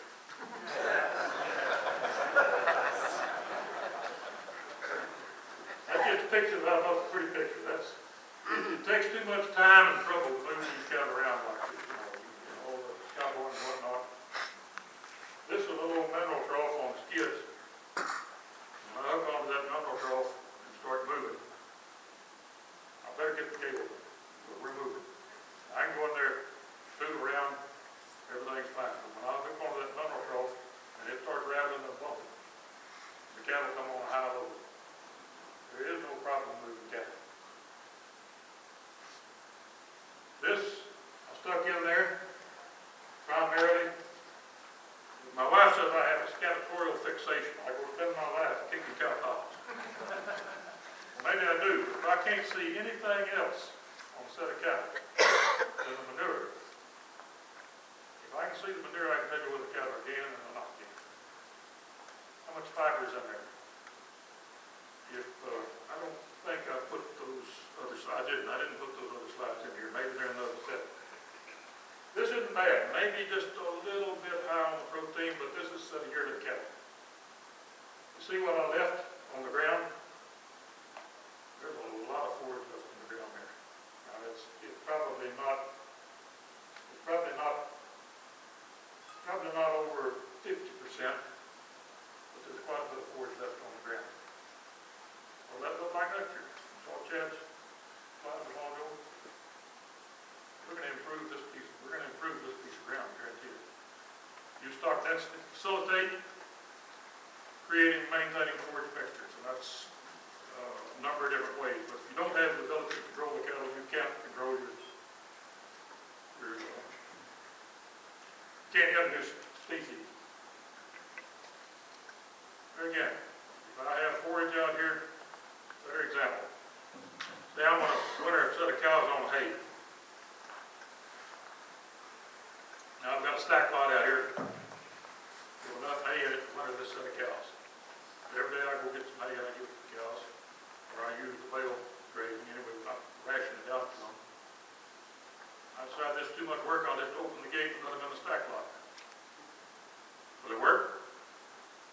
Well, then why would you take a pasture that has enough forage, standing forage, to winter a set of cattle and just open the gate and kick them in there? If you will take and ration that forage out during the winter time, people have asked me all the time, why are you still moving those cattle? The grass isn't growing. No, the grass isn't growing, but even more important than it is moving in the springtime or summertime. Because I can give those cattle the same ration every day. And consistency of ration is the secret to maintaining good performance on ruminant animals. Anybody that's ever fed cattle in a feedlot, you don't change the ration quick. You've got to change from corn to milo or from milo to wheat or whatever. You can do it, but you better do it gradually. When we have long graze periods, I forget what slides I've got in here. We have long graze periods. You come into a paddock, quality's way up here, quantity's up here. First day is great. Next day, quality's lower, quantity's lower. Why? They're picking the leaf off the wall. They're tromping. They're dung and urine on every day. Quality's a little lower, quantity's a little lower. If instead we take the cattle and we give them a day's ration, one bite at a time, the quality and the quantity they're getting every day stays basically the same. There'll be a gradual decline in quality and quantity on garment seed forage, but it's gradual. And you can maintain animal performance. It's more important to have a uniformity of ration than it is to have an extremely high quality ration.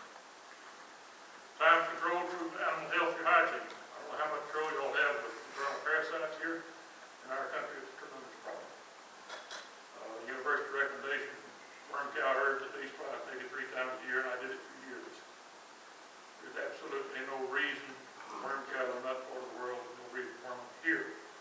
If you practice good grazing management, those parasites, 90% of them will never get over 2 inches high on the grass plant. They've got to crawl up the grass plant, be bitten by the cow, and turn their life cycle into the cow. If you leave a 3-inch stubble, you'll leave 90% of the worms behind every time you go through a paddock. If you don't come back to that paddock for a significant period of time, you can take the stomach worms out of cattle or sheep or goats and never use a pound of poison of any kind. Do the same thing on foot rot. It takes 2. I've always thought it was a bacteria and a fungi. I've read lately it was 2 bacteria, whatever. It takes 2 organisms to create foot rot in sheep and cattle. One of them has a 30-day life period outside of the animal. If you can stay off the pasture for 60 to 90 days, you can basically do away with foot rot. If you're not coming back through some area that is under continuous use. A lot of things can be done there again by management. Eliminating the use of toxic material by addressing the root cause of problems.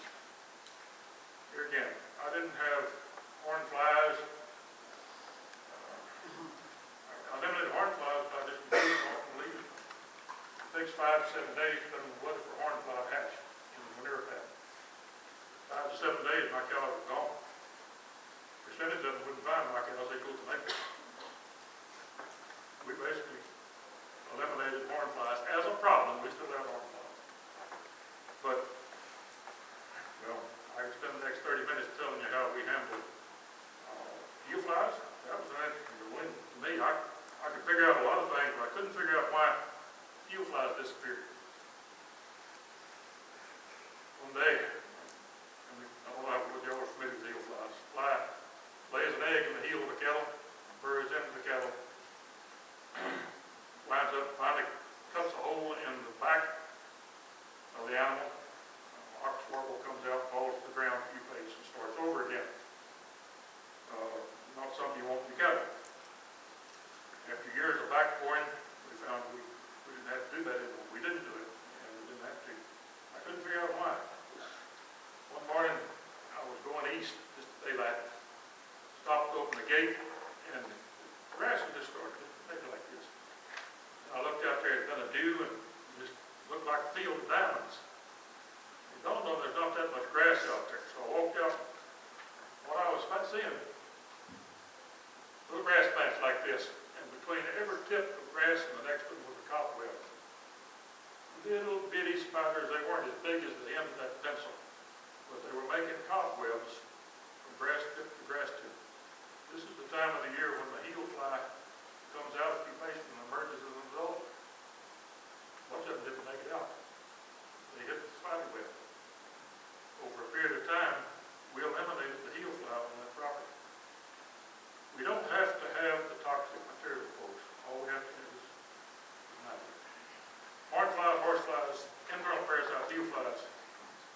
Yes, sir. 10 minutes, okay. Here's one of my buddies. This is Octophagus gazella. This is, I don't think y'all can get him in this country unless you can make him little sweaters. That's like no way. But he does a fantastic job for us. And here's the way he does it. They take the dung and basically bury the dung for brood balls. Female lays an egg in there, takes it out. In the spring of the year or the summer of the year, I could come out on one of those paddocks that was 20-acre paddock that had was stocked one day with 350 pairs, and in 48 to 56 hours of no manure in that paddock. The only manure you'd find is if it hung up on some grass somewhere and didn't get down to the ground. These little guys are buried. That's a dung pad. Now that was during the drought of 98, 99. But even then, not much is going to hatch in that dung pad. Here's the fellow that can live in y'all's country. There's the male. He's a bad looking dude, isn't he? Octophagus taurus, the bull. Native of Germany, has come into the United States, hitchhiked back on some military equipment. I bet he's here now. I bet he's in this country now. Do you know? Anybody know if Taurus is in this country? If you see a manure pile with dirt on top of it, then you've got some of these burying beetles of some sort. If he's not here, if you can refrain from using insecticides, chemicals of any kind, you can have him here because he can't stand your winters. He's native of northern Germany, Scandinavia. So he'll bring his own sweater. Stuff from Australia. This is 2 different years, but here's the dung beetle numbers, and this is July to June, which is we're exactly backwards from us. Started low in the wintertime, dung beetle population builds up. Look what happens to the fly numbers. As the dung beetles build up, fly numbers go down. Next year, for whatever reason, they didn't have the good dung beetle numbers. Look what happens to the fly numbers. We don't have to have the poisons, folks. Animal disease, calf scars, eye problems, retainment centers. I used to buy calf scar pills by the gross. And the last 20 years I was ranching on that property, I've doctored a few calf scars, but very few. And when I did doctor them, it was usually my own fault. Calves get scars because the calves are stressed and because you've done a poor job of maintaining hygiene. Not because the scour bug is out there. The scour bug's always out there. Our cattle get sick because of our actions. Weed brush encroachment. You don't know what weed droppings are until you get the red river bottom both off. We've got every kind of weeds you can think of, and they grow good. After years of spraying weeds, mowing weeds, cussing weeds, we found out we didn't have a weed problem at all. We had a management problem. There's greenbriers. Anybody, y'all had greenbriers in this country? Thorns on them, break the hide off of them, you go through them. There's my little hair sheep. And they think greenbriers are ice cream and cake.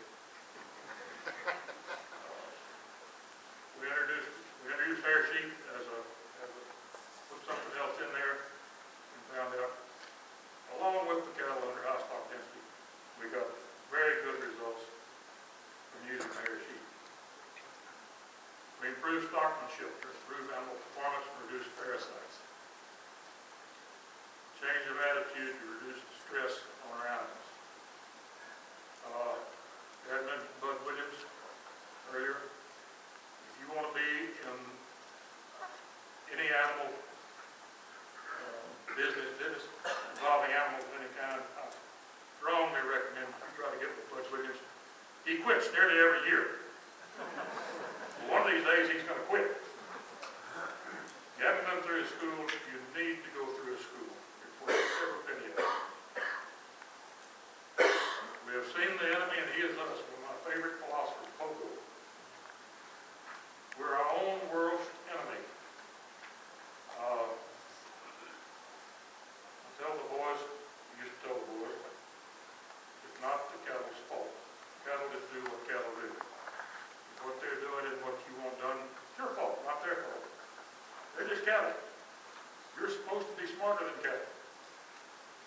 you've got to muscle them, maybe you ought to consider a change of occupation. Maybe you ought to be a professional wrestler or a Chicago politician. I'm going to shut it down on that.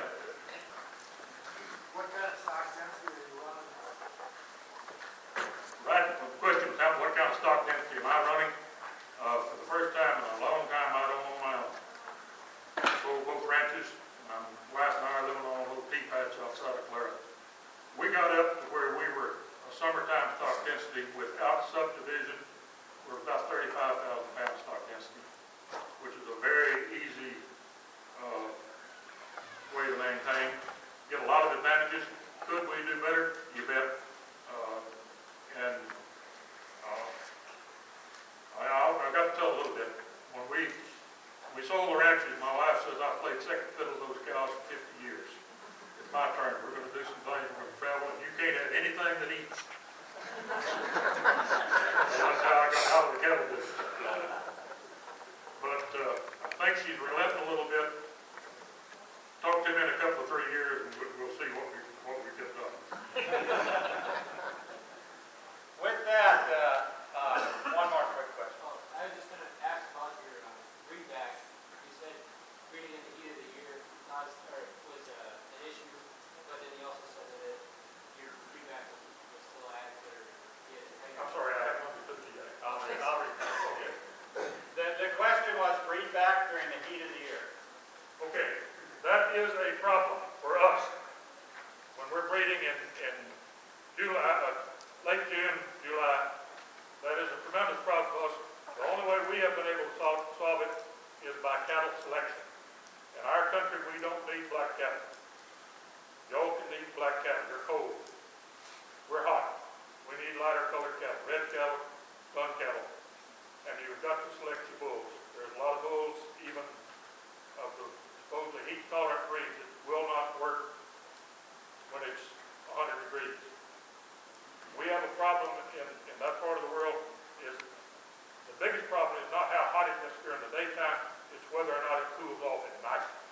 And if it doesn't cool off significantly at night, not only will the animals not work, but you'll even get cows reabsorbing fetuses and semen quality going bad. So it becomes a matter of selecting cattle that can tolerate the hot weather. I was wondering here how to make this introduction because I first became aware of this individual about 30 years ago. And for about the last 30 years, I've been reading a lot of articles and stories about him, and he almost became larger than life because to me it was hard to imagine that what he was saying in these stories he told and these articles I heard about him and in the news stories is true. But I had the pleasure of meeting this individual a number of years ago, and last fall there were several of us that were able to go out and tour his ranch, and still after that I just don't know how to introduce him because he actually has a degree in chemistry, he's a philosopher, he's an EMT, he's a rancher, he's definitely a bull. I'll save that one, but he has stories to tell, but yet every time you listen to him, you will learn something. It's just a great privilege and honor to introduce this man. He's an award winner. He's from the Society of Range Management. He was the Range Manager of the Year, not just for the state of Montana or the United States, but of the world. So think of the opportunity that is before us to listen to him. Please join me in welcoming Ray Banister.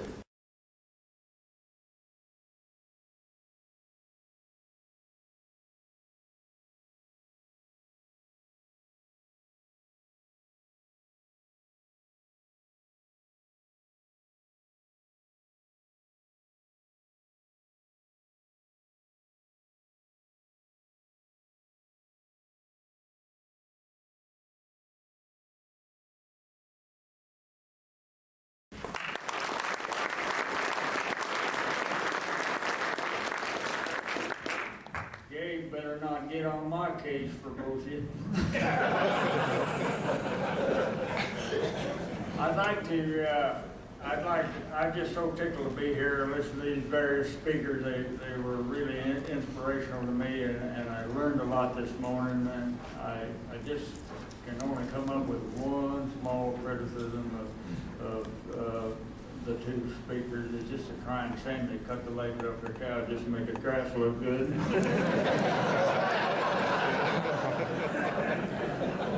Another thing I gotta warn you of, I'm old and I sometimes want to say one thing and it comes out wrong.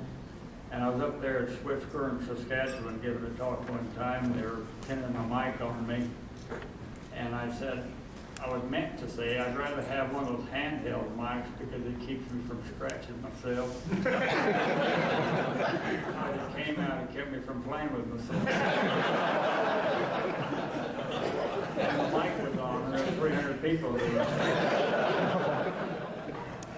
And I'm telling you folks, them Canadians have dirty minds.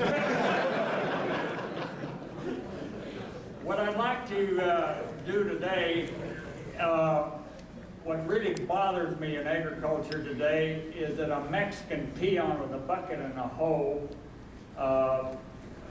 with the energy cost of making his bucket and hoe and his work involved, gets 12 units of energy for every unit of energy he puts into the system. The corn farmers down in Iowa on that nice flat land will get 2 units of energy back for every unit of energy they expend. But agriculture as a whole, before 1940, would get 4 units of energy back for every unit they put in.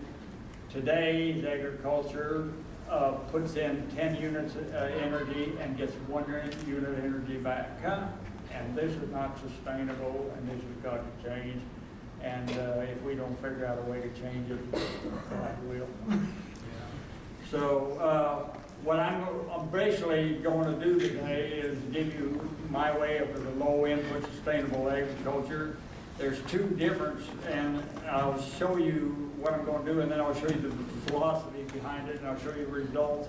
There's one big difference between this area around Mandan and our area in eastern Montana, is that you live in the wheatgrass, needlegrass ecosystem, and we live in the sagebrush wheatgrass ecosystem. We've got a lot more nasty things for them cows to eat.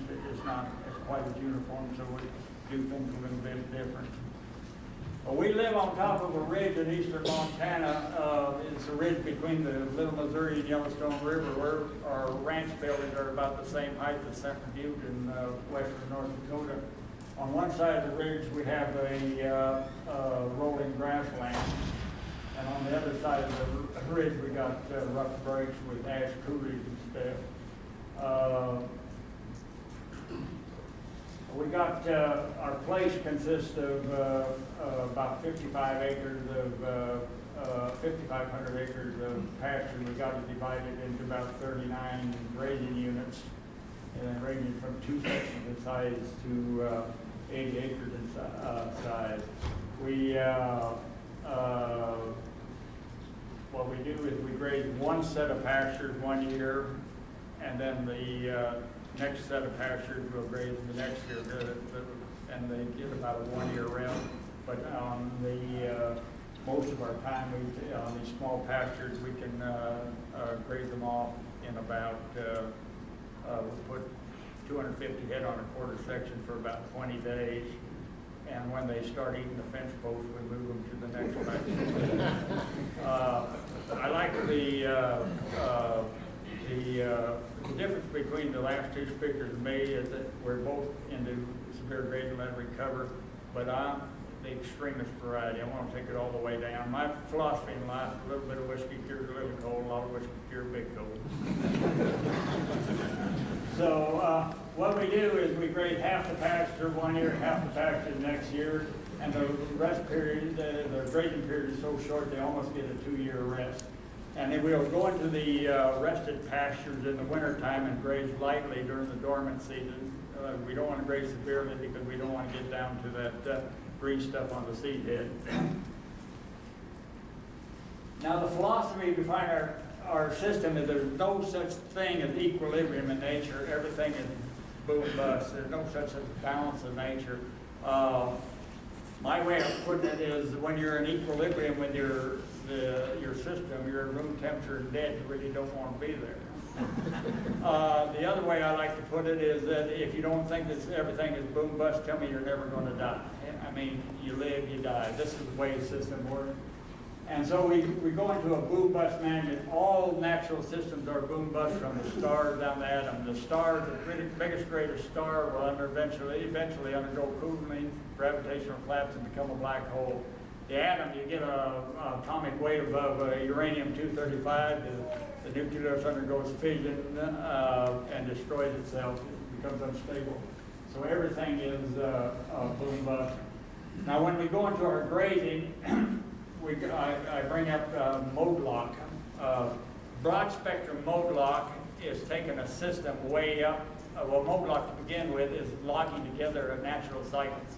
Now, broad spectrum mode lock, you take the system way up, and then you, when it hits its peak, you knock it down just as far as you can, then bring it back up and bring it back down. This system is information rich and it adapts to change very quickly. The narrow spectrum mode lock, like continual grazing, continual rest, the system oscillates in a narrow spectrum, becomes information poor, and will not adapt to change like grasshoppers, drought, floods, etc. I like to use the example of a kid. When you're bringing up a kid, you bring him up as far as he can, he gets anti-associated, knock him on his tail, and then you bring him back up again, he wants to repeat, you do it again.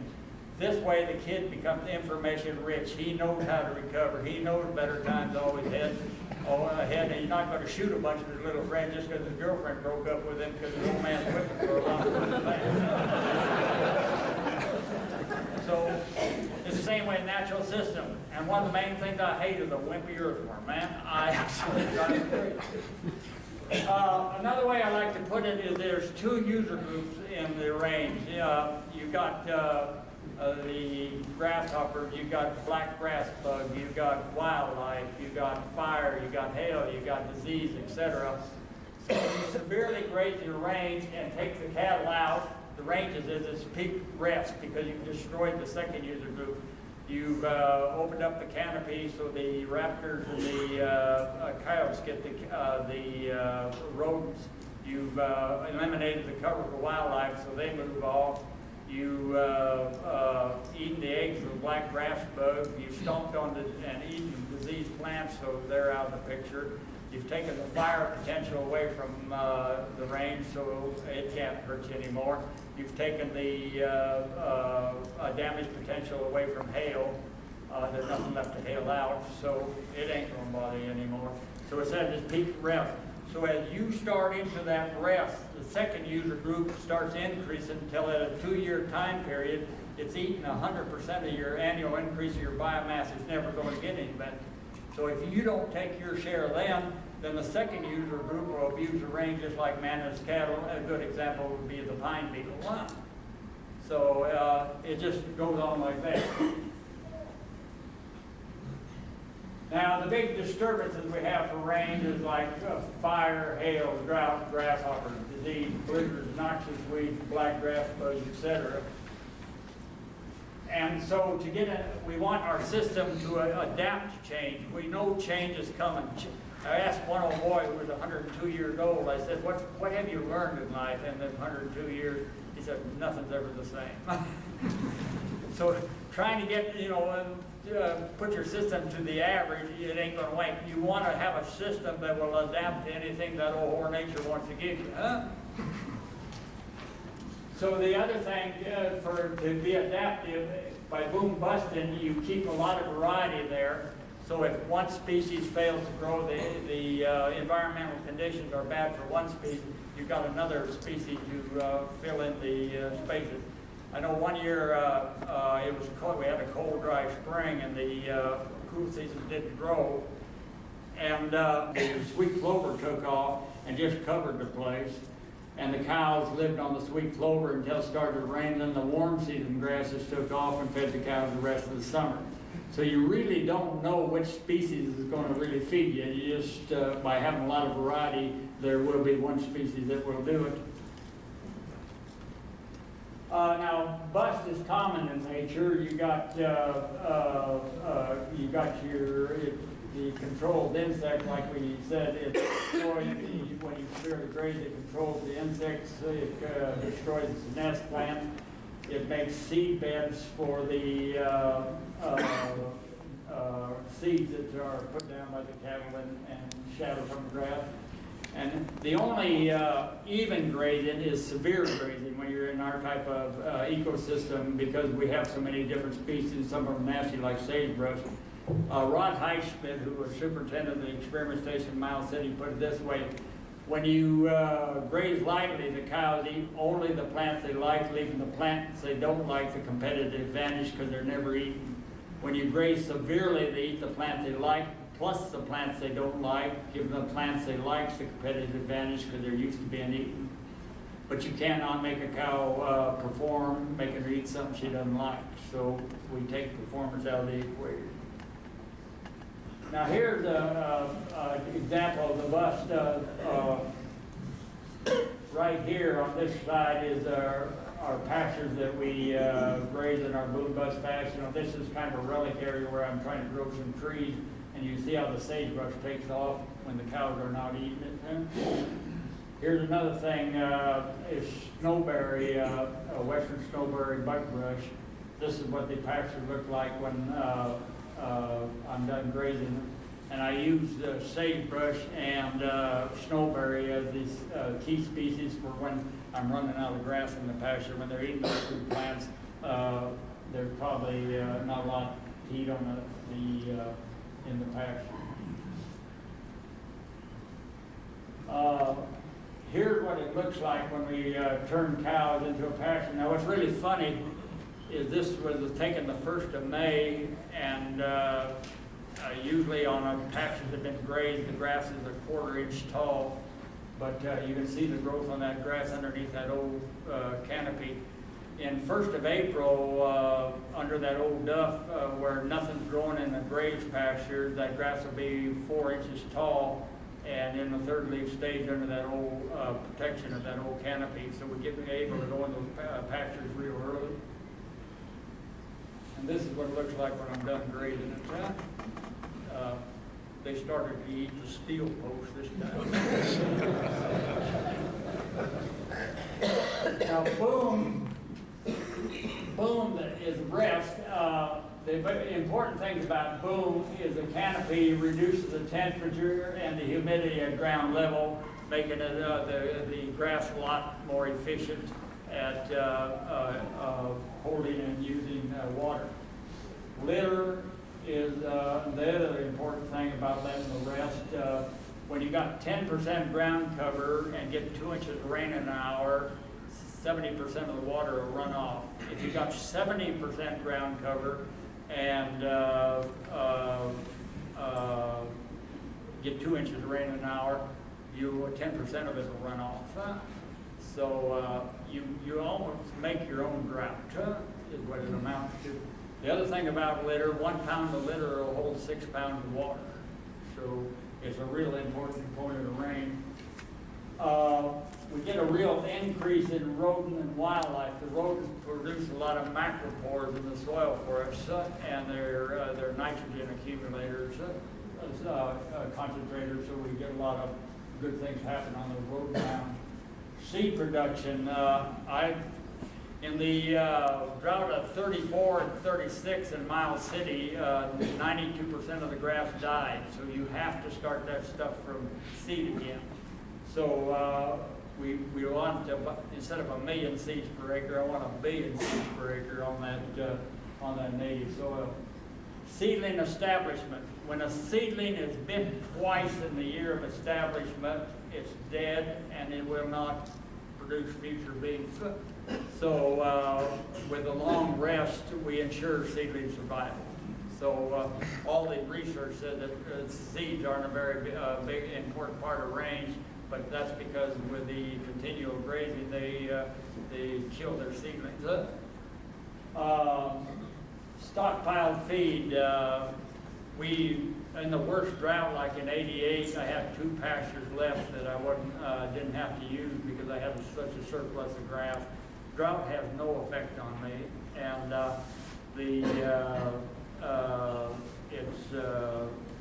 it's fun to go through a drought, you know, and tell the people I don't want that rain wrecking my desert. Kind of gets you. Now the way we gauge our rest is I've been watching road ditches that have never been hayed and never been grazed alongside our pastures, and it takes just about 2 years. We graze every other year, but our grazing period is so short that it just about takes 2 years for the pasture to be better than the road ditch. And in about 98% of the time, my pastures are better than the road ditch. I think when Gabe was there, I think the pasture I grazed that I was going into the rest was better than the road ditch. So when you go into places drought like in Oklahoma and Missouri, one of my old friends was driving through Missouri and Oklahoma in the drought bridge, and he said that there was just nothing left in those pastures, but the road ditches were absolutely beautiful, which kind of points that possibly these guys need a little range management lesson. I don't want to criticize without being there, but it's always fun. I think we. Now here's what we show up. Again,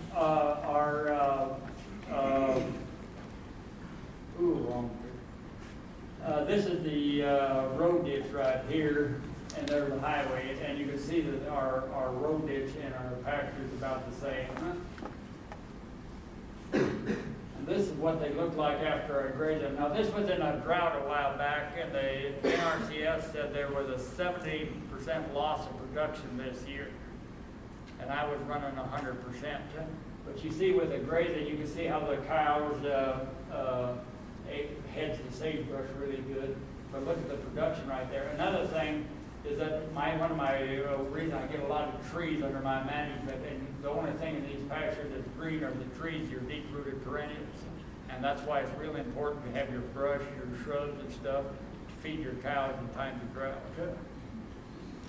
I'm getting away from that mic again. Maybe I better, should I try this one? Yep.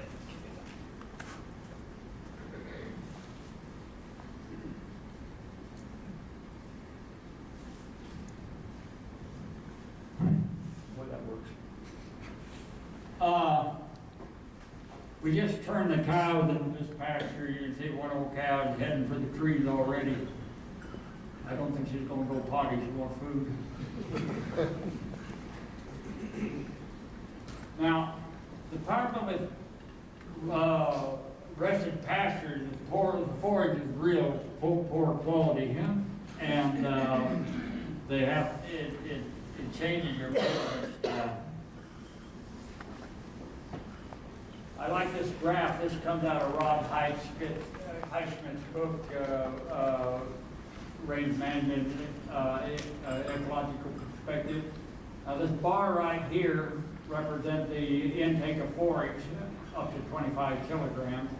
And this bar right here shows you the digestibility of the food.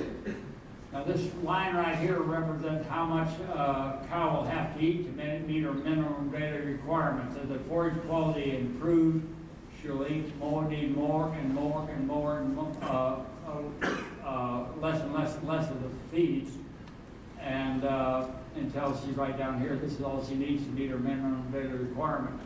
But this is the intake line. As on this low quality food, she can only eat this much because the mass moves too slowly through the GI tract. So as you start improving the digestibility, she'll eat more and more and more and more until she meets the point that she's meeting her minimum requirements. If you improve the quality of feed from then on, she'll keep eating more and more and more, and this is her area of inefficiency. This is where she's going to become an inefficient cow. Now, high quality feeds are a little bit difficult to get sometimes, so I breed cows that I can move the sustainment level back to here. I use low production herbers to do that because I'm never looking for feed. I always have feed, but it's always low quality. I want my cows to be able to survive on a CRP hay. So, does everybody understand that pretty well? The other big thing, so when you're getting into nutrition for cows, good enough is excellent. All the best you can do for a cow is just good enough feed. So the other big thing too is I go into stair stepping, which I put a lot of stress on those cattle when I'm getting towards the end of the grazing cycle. There's really not enough to eat, and they're really searching for everything to eat. But what happens is, it can be demonstrated in stair stepping. They've taken a bunch of steers and fed them 100% of their ration for 70 days, and they went 70% of their ration for 70 days, and 100% of their ration for 70 days, then 70% of their ration for 70 days. Well, the steers gained the same. But what they did by putting those cattle under stress is reduce their metabolism. It can be demonstrated when them women go on those crash diets and lose weight like a son of a gun, then they start eating again. They've lowered their metabolism. They start eating again, they're kind of like balloons. They blow up.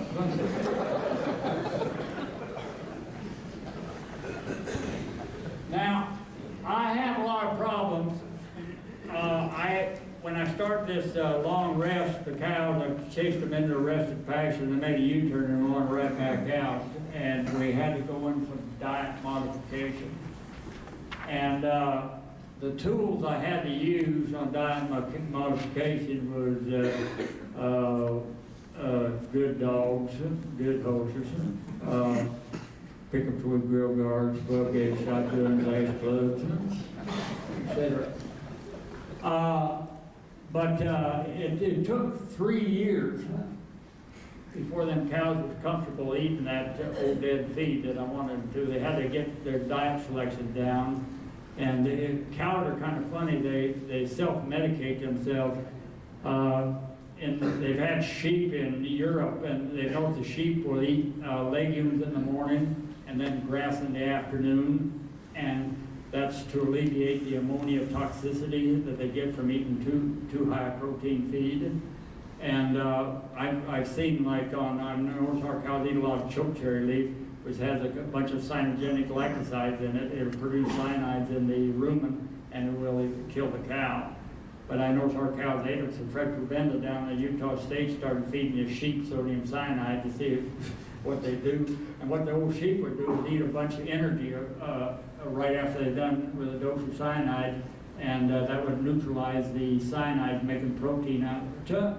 And a lot of times when you got a lot of this whole dead feed, you can take poison plants like larkspur and stuff like and local weed, and they'll metabolize those and make protein in the rumen from those poisonous weeds. So this type of management gives them a lot of selection where they can self-medicate themselves when they get an adverse reaction from some of the feeds they make them eat. Now, the other thing that's interesting is the cow, when the grass gets short, they will eat the novel feed. They will eat the sagebrush. They will eat the broom snake weed. They will eat all the nasty stuff, and they'll learn how to adapt to it. Now, deer are a good example how animals have to adapt to forage. When a bad winter forces deer into a feedlot, and eating that alfalfa hay, they die because they're not used to that forage. But you let deer become used to the eating alfalfa. 75% of their diet can be alfalfa, and they do really well on it. Nitrates is a good thing too. If you got nitrated hay, if you start feeding it gradually, you gradually shift the flora and fauna in the rumen so that they're able to metabolize the nitrates properly, and they turn that into protein rather than a poison in their blood. Our deal on modifying is very simple. I mean, eat it or die. I mean, I learned that from Mother.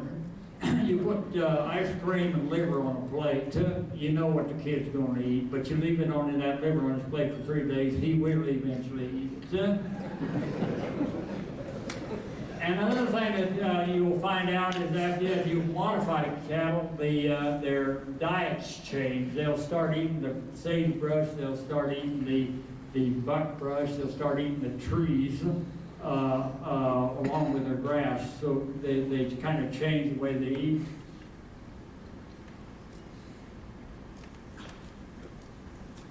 Now, to make cows do this, now I'm going to tell you folks, between me and my cows is just love. I got the gentlest cows. Everybody calls them old men cows. But I wouldn't even know if I had a wild cow because we never do it until we take them in the stockyards because we handle them so they just don't get excited. But on every population, there's an outlaw. They found like in human populations, 10% of them are just born outlaws. And you'll find that with cows, you find it with dogs, you find it with horses. When I was a kid, all the old men loved their outlaws more than they did their wives. But I got a real love for dealing with outlaws, so I had to bring in discipline. Now, discipline, the definition of discipline is treatment that produces self-control, orderliness, and efficiency. And one of the principles of discipline that we use on cows, kids, and everything is first, it's got to be painful. Learning experiences are always painful. If they're not painful, they're not learning experiences. Secondly, it's got to be consistent. If it's a problem today with the old cow, it's going to be a problem tomorrow, it's going to be a problem the next. And since you've got to be consistent, you've got to have very simple rules, like stick your head, go through that fence, you're going to hurt. Make it simple. And with human beings, there's only 10 commandments. I'm going to give you a break. Until you get them politicians in with it. The next thing that the next principle is that the discipline has to be quick. Like when I'm training dogs, I use my good dog. When the dog does something I really like, he has to come back. Everything stops and he comes back for his reward. And when I use that word no, they better drop to the ground with their ears laid flat on the ground and everything because they know they're going to hurt if they don't cease and desist right there. So the other thing that's really important is instant forgiveness. Right after you're done with a discipline, you've got to forgive it. Now, you can tell with a discipline varies on different individuals. Like you beat on a border collie, that sucker's never going to work for you again. But you beat on an Australian Shepherd, he gets to be a better dog. So you've got to kind of watch out whether you're dealing, what type of thing you're dealing with. But the forgiveness, you got to get right back to having fun. And like when I get on discipline with the dogs, you know, the minute I stand up, they jump up and want to get back to having fun again. You don't want to do anything to an animal that they'll hold against you. Now, the reward for the cows is, or the discipline for cows just raises my voice because she doesn't like noise. There's three things a cow likes. Is quiet, to be left alone, and food. I know a lot of women like this too. But you can punish a cow by being noisy or in their face, or you can reward a cow by giving her food or leaving her alone or anything like that. When a cow's behaving herself, she's laying down pasture, I'll walk around her, I won't make her get up. I just leave them alone totally. But when they're misbehaving, like on the wrong side of the fence, you've got to put the discipline right in there right away. You've got to be quick. Like I tell people, when you're driving up a road and you see a cow out, and she knows you saw her, and if you drive by her, she's been rewarded for her bad behavior. But if you drive into her, she's been punished, and she won't do it. But to keep from injuring the cow, you got to drive squishy pickups like Dodgers.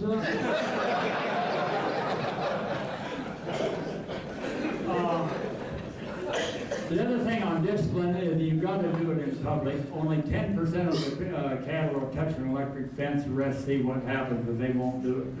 But that 10% will keep trusting. I'll get back to that 10% are always born outlaws. Another thing that kind of brings that out, 90% of the teacher's time is spent with 10% of the students. 90% of a manager's time is spent with 10% of the employees. It's always that 10% that's going to give you problems. And then again, we always try to reward good behavior. Now, just a lot of people don't think this pain is right, but I go into the biblical functions of pain, and one is torture, which God reserves for himself, and oppression, which God reserves for himself. The wife is into these two things, but I think she's trying to quit. I'm going to tell you, folks, my wife is 6'1", got me outweighed as a deputy sheriff, but I'm not scared of her, and every once in a while I get out from underneath the bed and tell her.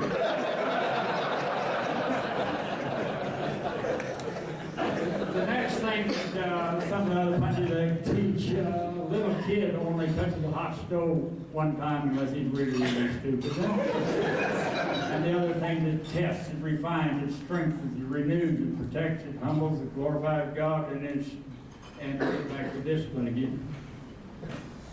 Now we kind of get into what happens with the results of my type of management, severely grazed and let it recover.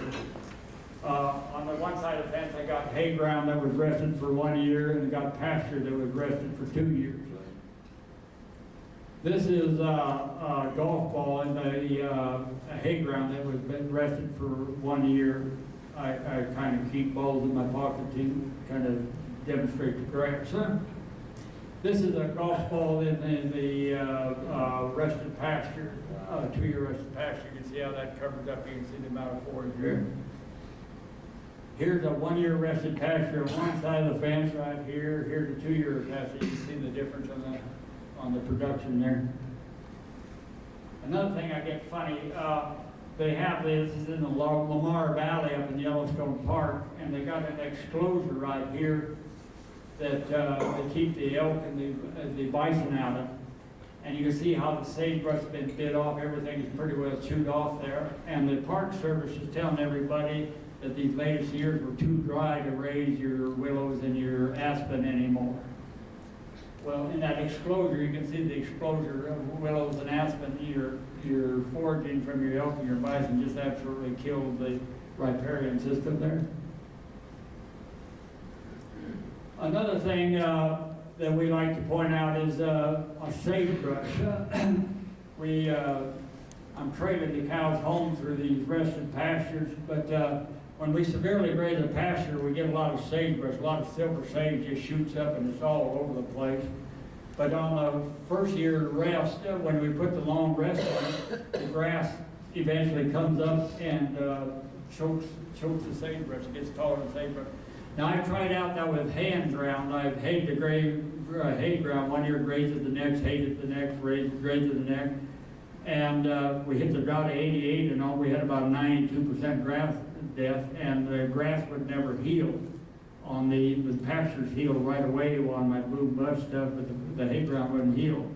So I rested the hay ground the next year. The next year it was all healed. It reseeded, the seedlings were back, and we had a real good stand of hay.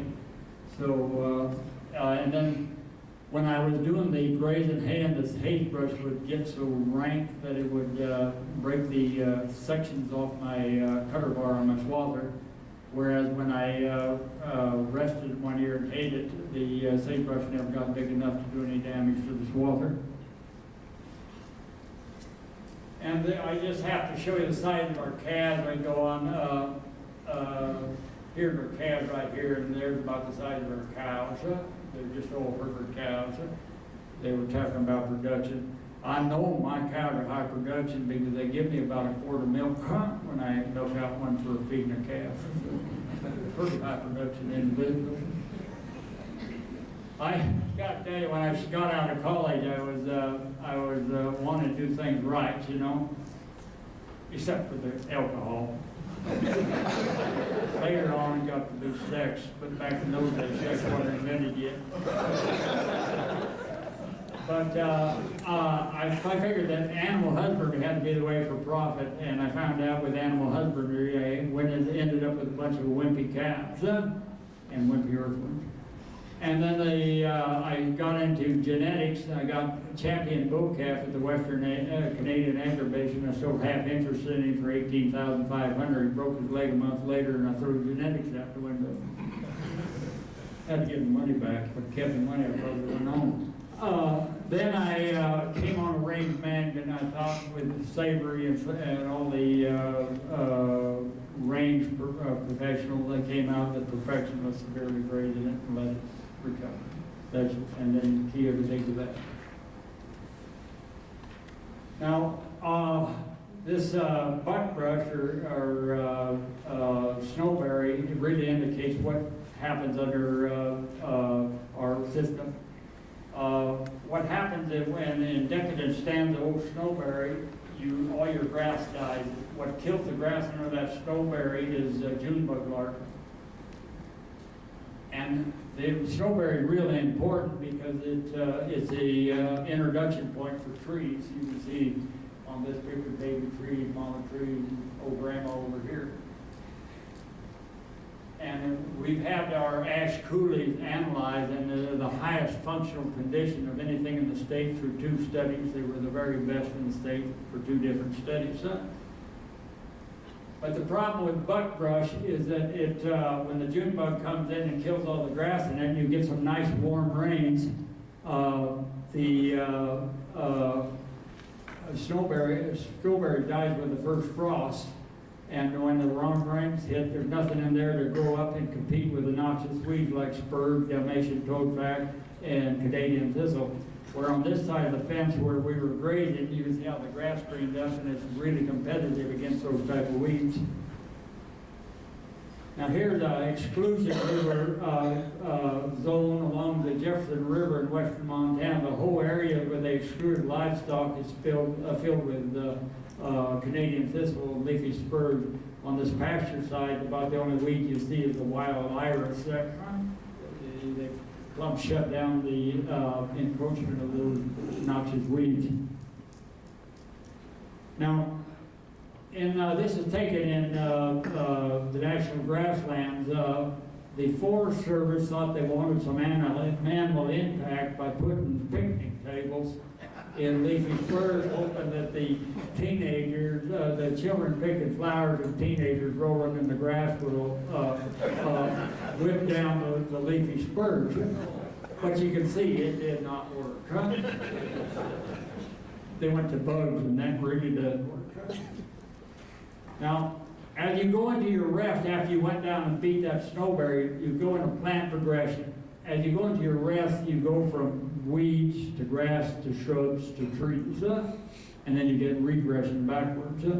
So on the first year, you're not going to have grass. So in this snowberry patch, we have catnip growing all over there. The next year after the rest, we get grass plus snowberry, which is resistant to noxious weeds. We like the snowberry. They tested snowberry on my place, and it was 11% protein, and I think the sagebrush tested out 12% protein. So they're very valuable plants. Another thing we do with sweet clover, we have found that when we severely graze, when we rest a pasture, the grass is strong and it will choke all the legumes and everything. So when we severely graze, we weaken the grass. The grass is non-competitive. So the pasture fills up with legumes. The pasture fills up with curly vetch, plains vetch, American vetch, sweet clover, alfalfa, everything else. And that fertilizes the plant for the grass plants for the next year. So the next year, the grass comes up and it chokes all the legumes. You'll see in my pastures that I'm using, there will be very few legumes. And the pastures that I've rested are just loaded with legumes. Another thing that comes out on this thing, this is a reservoir under seasonal grazing. I have about 40 reservoirs that I water out because we got real unreliable groundwater. Now this was grazed every year during the growing season. You can see there's not much left in that area between the water and the land. This is a 15-acre reservoir. You can see the amount of forage we got around that son of a gun. Now this is the fence between them. You can see I can fence a rainstorm. Now this is the riparian zone under seasonal grazing. You can see all that salt percolating to the surface. That's because you have no tall species to transpire all that water up. This is the riparian zone on our side of the fence. You can see all that grading. Now that riparian zone is your ace in the hole during drought. That's where you're going to get a lot of your forage because that's where your best nutrient is. That's where your best moisture is and everything. Again, here's the fence between them. You can see it's just real dramatic. And what's really funny, I can take that white and put it on this side of the fence and put that grass over on that side of the fence by the amount of rest I put on the side. Now what's neat is that if you over-rest that salt-tolerant species, it gets too thick and it chokes itself. If you graze it continually, you kill it and you get a white spot. So by over-rest you get a white spot, by underuse you get a white spot because you have no transpiration and stuff. Again, this is the way it looks like the cattails and the rushes look like after we graze it. I given a tour for a bunch of BLM guys, biologists, and Dr. Heidschmidt from Fort Keel was with me. And one of them, I took them to a pasture. I had 250 cows and 80 acres and a little pond in between it, in the middle of it. And right in the pond was a mother duck and her family. And one of the biologists said, "That's what I got against you ranchers. Look at that duck habitat." And I said, "Listen," I said, "I got 40 reservoirs. I've used 3 of them this year so far. If that stupid ass duck can't walk a half mile for the next reservoir, it deserves to die."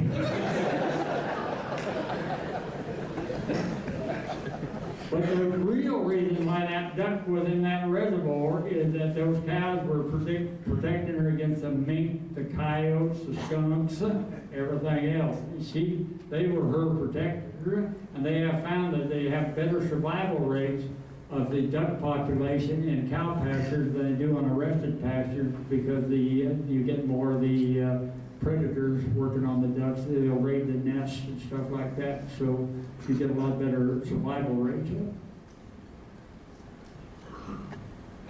This is a picture of some grasshopper damage in '88. Now, during my rested pasture and the spare use pasture, I had no problem with grasshoppers at all. But these were winter pastures, which I used every year. And this particular pasture, the grasshoppers were just eating it up. I get 5 days use out of it. So I thought I'd go to the high-intensity, short-duration grazing. On a quarter section, I put 200 cows in there and left them in there 5 days, no forage left. And I pulled them and the grasshoppers took the rest. Next year I did the same, and the same thing happened, so I figured I'm going to rest my winter pastures same length of time I rest my summer pastures. So this was taken on the first year of rest. I had one of my friends come out and I said, "How many grasshoppers per square yard?" And he said, 75. This is what it looked like the year after that rest. And what we do find is that grasshoppers are highly beneficial because they're very dirty feeders. A lot of stuff drops back down, so it really enhances the mineral cycles and stuff. But they become your enemy when you start trying to do things against what they're going to do. Now, Dr. Jerry Onsauger, one of the etymologists for aphid, told me that anytime you open up the grass canopy you improve the microhabitat for grasshoppers, and then grasshoppers probably force the bison to take their overgrazing elsewhere. But he said the way it really works on what I'm doing, it takes 5 species of grasshoppers, doubling their number for 3 years to make a grasshopper epidemic. Under what I do, only 2 species can do it. That's why I never have a grasshopper epidemic. This year, the neighbor just got plumb ate out by grasshoppers, and they're an endangered species up on our place. Now, the other thing too is our hay ground. I feed on the same hay ground every year, and I get about a third to half my hay right off the feed ground that I feed on. I gotta keep the cattle relatively close to brush. We have some nasty storms up there, and the neighbor lost in 1964, he lost 1,100 head of cows from a blizzard. And I didn't want to be, well, we had a lot of the heavy brush that my cattle go into, and we didn't lose but 12 that couldn't get into the brush. But by feeding on the same stuff, I get a big nutrient buildup. And so this is the hired man standing in the grass. You see how thick it is. A lot of the researchers have them pretty girls holding up their little signs. All I can afford is a hired man. And what it does do is what we do on our winter pastures. I was killing a lot of trees by having the same pasture all the time, so I made 2 winter pastures. And what I do now is I graze one pasture until April 1st, and I move to the next pasture, and then July 1st I hay that pasture where I fed the hay. And then the next year, I graze the cattle until May 1st on that same winter pasture, and then hay it July 4th. If you don't keep taking that, removing that nitrogen in the form of hay, you get them dead spots in your deal. It's kind of like a dog peeing in the grass in town. That's why I tell them kids, when they're giving a turf for them college kids, be responsible. I said, go to the bathroom in the street. So don't kill that grass. Now here's another thing that happens on our place with the long rest. This is a cow path. It comes out of an alfalfa field, and the cows are eating that alfalfa and pooping out the seeds along the deal. Now when the long rest, the seeds, the alfalfa seeds sprout and start to grow. Now if you put a cow in there next year, the cow's going to eat that seedling and kill that alfalfa for future growth. But this way, with long rest, the alfalfa takes off, and just all our cow pads are little blue streaks in the pasture, and pretty soon all our pastures are loaded with alfalfa. So that's kind of the way it really goes. Now, just in summary, this is kind of what we end up with: is severe grazing and lead recovery. We maintain stocking rates at time of drought. We control grasshoppers, black grass bugs, white grub. We control plant disease. We control rodents and wildlife. We control fire. We provide brush for shelter. Now it's real. I think you need a thermal blanket in the for them cows, just like Walt was saying. Black cows are having a problem down south. But if you had a bunch of brush that they get in for the shade in the summertime, you kind of change the equation. You help control your noxious weeds, you improve the food efficiency in your herd, and you control parasites like Walt did. That stomach worm, it goes out in the eggs hatch in the cow pies, the little larva crop the grass blade, and the cows eat them and reinfest themselves. When there's no cows to eat that blade of grass, they just sit up there and die on top of the grass. You, like Walt says, you have very little problem with parasites. We find that we have real good control of flies too, but we have a lot of reservoirs for a lot of wet areas. We get a lot of deer flies and horse flies, and they are biting. And I don't usually spray nothing except when they start running my cows through a fence, and then I got a decent fuel mister and put a little insecticide. And the wilders will cow in the bush and get 10 foot from me and just couldn't totally enjoy it. So the other thing that I'd like to point out that I forgot to point out is I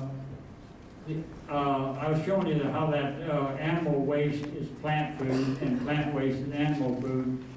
And I got on these people who on this global warming a few years back in the experimentation he did, some research did some on global warming and carbon credits. And said, are there any questions? And I said, yeah, I got one for you. It's not really a question. I said, I think I can use your research some way or the other. But I said, as an agriculture producer, I'm into cycling plant nutrients instead of sequestering CO2 being a plant nutrient. Well, I got one question for you. I said, I buried my mother a few years ago in an airtight coffin and get carbon credits on her. So they kind of settled it. So the experiment station, they asked me to give a talk up there to explain myself. Well, thank you very much.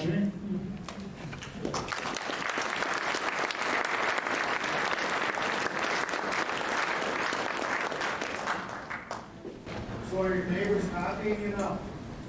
Yeah, some of them are doing it because they notice that you just don't have, your drought doesn't stress you out. The big thing is you have that stockpile feed.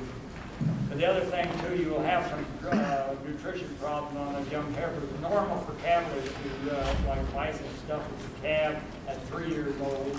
And so when you're making a critter calf at 2 years old, you're putting stress on them. So just before calving, to keep the heifers from aborting about a month before, I started feeding a half mixture of peas and corn to the cows. The corn puts a brown adipose, brown fat in those fetuses, which gives them a real survivability for cold weather. And the corn has a lot of the oils in it. I mean, safflower meal even works better, but I can't get that anymore. And so they calve really good. And then for breeding, for the yearlings and 2-year-olds, 20 days before we turn the bulls out, we supplement them young cows with lick tubs, and they breed like a bunch of rabbits. We usually go 80 to 90% catch on our first feed cycle. Again, that we always figured that the best time to turn the bulls out, going back to what Walt said, the protein peaks in the range in our country around June 20th. That's when the cattle will be on their highest rate of gain, and that's when we like to turn the bulls out on the 20th, which gives us about an April 1st calving. And with a heavy brush, it's kind of like a big barn.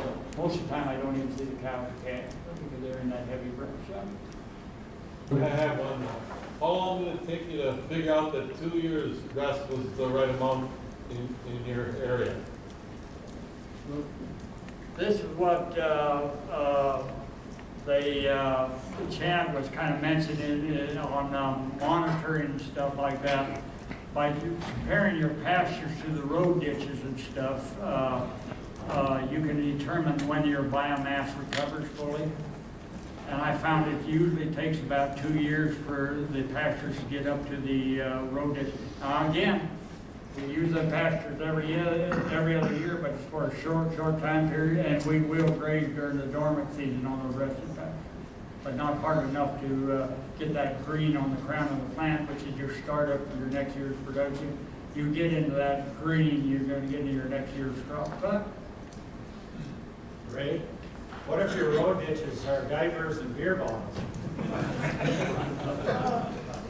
I haven't got my cows eating them yet. We'll work on it. Okay, we'll move right on into our next speaker is Jerry Doan. His topic is improving soil health on the Blackleg Ranch. Jerry's from McKenzie. He's the owner and operator of Blackleg Ranch. They started in 1882 by his great-grandfather. The ranch is located near McKenzie in southern Burley County, and it's operated by Jerry, his wife Renee, sons Jeremy, Jay, and Jace. They also have a daughter, Shanda, that lives in Texas with her husband, Don, and they have 2 boys. Jerry graduated from Bismarck State College with an associate degree in ag business and from NDSU with a BS degree in animal science. The ranch consists of a cow-calf operation, custom grazing operation, farming operation, and agritourism operation called Rolling Plains Adventures. The Doans strive to improve their natural resources, including wildlife. They are working hard to improve soil health with cover crops, intensive grassland management, and other tools. In addition, they are also working to improve their bottom line by winter grazing, changing their calving dates, no-till cropping, and other practices to better utilize their resources. With that, I'll give you Jerry Doan.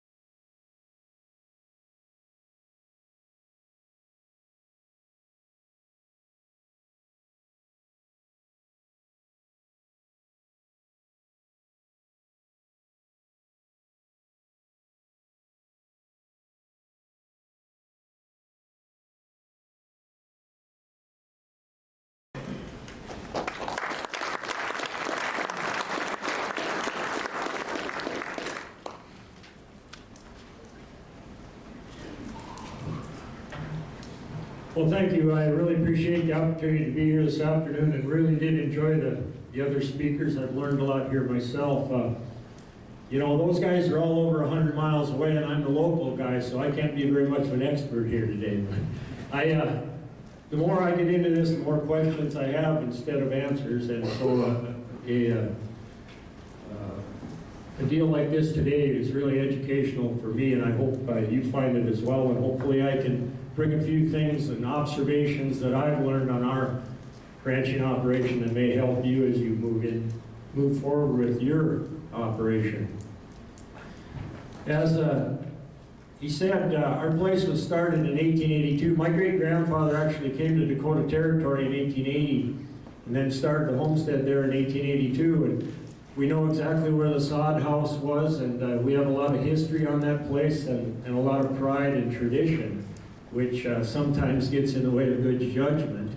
But those of us that grow up, as many of you have, around grasslands and areas of rural and western way of life, take that very seriously and have a lot of pride in it. A friend of mine gave me a little story yesterday, and I thought I might share it with you. It seems that there was a young fellow down in Walt's country, down in Oklahoma, and he wanted to go around and tour some of the churches in the western United States.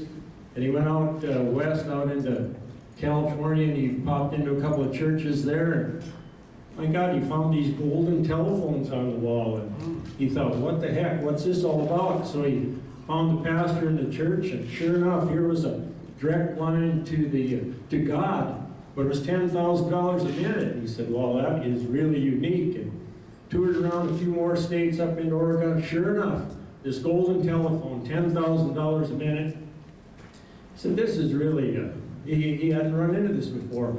Well, as he come across the northern plains, here he gets to Wing, North Dakota, goes into the church up there in Wing, and here's this golden telephone again, and it says 35 cents. He can't understand it. It makes no sense. So he finds the pastor and says, what the heck? What's the deal here? And he said, well, it's easy.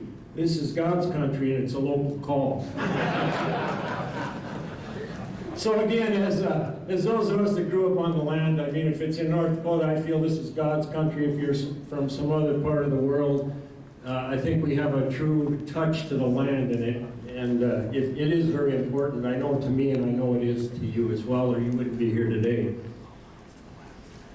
It was also talked about my family. You know, my kids are a 5th generation. I'm very proud of that. Some people don't have that same luxury. Their kids didn't want to come back, or they didn't want the kids to come back. And I see that all over the place. And I'm proud that my kids did come back, but it creates a whole new set of challenges. My oldest boy, who, by the way, if my mind wanders, it's because he's getting married in St. Lucia in about 5 days, and I have this picture of me with a pina colada in my hand and with my cowboy boots on the beach. So I might drift off here a little bit thinking about that. But anyway, he was kind of like me. He grew up and he planned to come back to the ranch. That was his goal. He went off to NDSU, got the degree, much as I did, and came back, and that was his whole goal. My second son went to school in Arizona State, went to work for John McCain's company in Arizona, and was recruited by Anheuser-Busch and moved to Austin, Texas, and had a tremendous corporate job and had it made. And he called home one day and he said, I'm tired of the people, I'm tired of the crime, I miss North Dakota, I miss the ranch, I miss all the family, and I want to come home. And I said, holy smokes, you're crazy, something happened. Can I switch with you? But like I said, it's created some new challenges, because now how do we fit another person in the ranching operation? And my youngest son, who is the cowboy of the family, and he's out at Montana State in Ray's country, and he's in animal and range science out there, and on a rodeo scholarship at Montana State, and his goal is to come back there as well. So now I have the other side of the issue. How do I fit them all in? And so we'll talk a little bit about that as they've come back. I've encouraged them all to come back with a niche or something that works to fit this whole family together. And I was also, my daughter lives in Texas, and they raise some horses down there, and they both got excellent jobs. But one day she said to me, why is the girl the one that's excluded from this deal? So I'm not sure how that fits in, but it is a good point, and you women out there, I'm sure you understand it. But we'll see how that all works. Okay, this whole deal is about advancing soil health, and it fits in with a lot of what's been said here today, and a lot of it will overlap. This is a layout of our ranch. We're in southern Burley County, in the Coteau region, which stretches a good share across the state of North Dakota, and we're just, by the way the crow flies, probably a half dozen miles off the Missouri River. We're kind of in the middle of the big McKenzie Slough area to the north, Long Lake Wildlife Refuge to the east, and then down into the river breaks just south of us. And not all that far, only 25 miles out of Bismarck. So we are starting to get a bit of that urban sprawl pressure that's coming along with a lot of areas, particularly in North Dakota with the development to the west. The yellow lines are fences that are currently, the red lines are planned fences, and it's probably our weakness on that place is just trying to get all the things done that we want to get done and to help with the utilization of the grass and the improvement.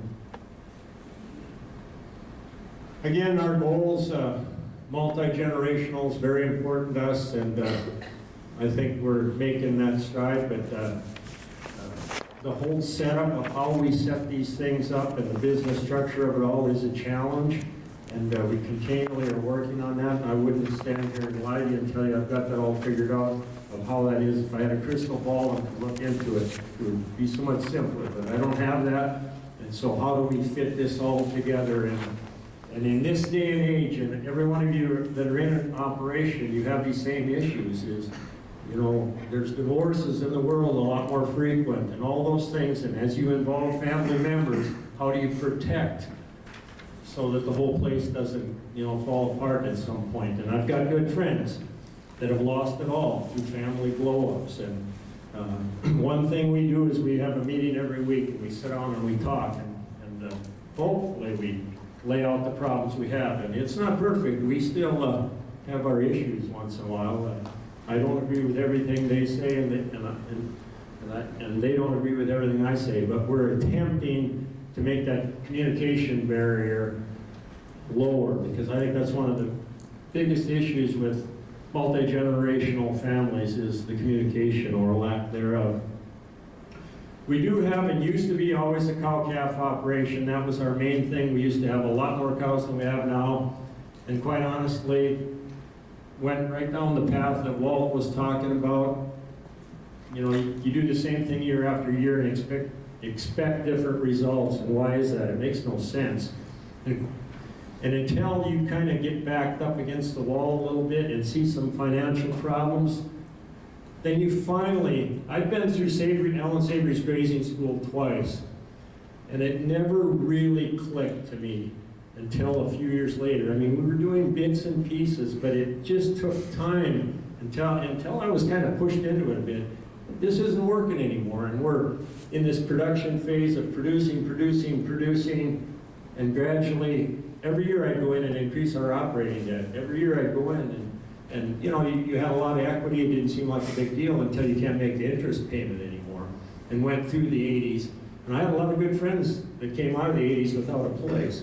And so it's one of those things you have to get pushed into. And a side note of that is, I think we're in a dangerous era right now, and we talked about this some at lunch, and I see it around my place. Good prices, good rainfall, it's making people do stupid things again. And they're getting lackadaisical, for the lack of a better term, of not staying on their goals and staying true to their principles of holistic management or no-till or all those things. In my area, I see just a tremendous amount of corn stalks and sunflower fields disked up this year.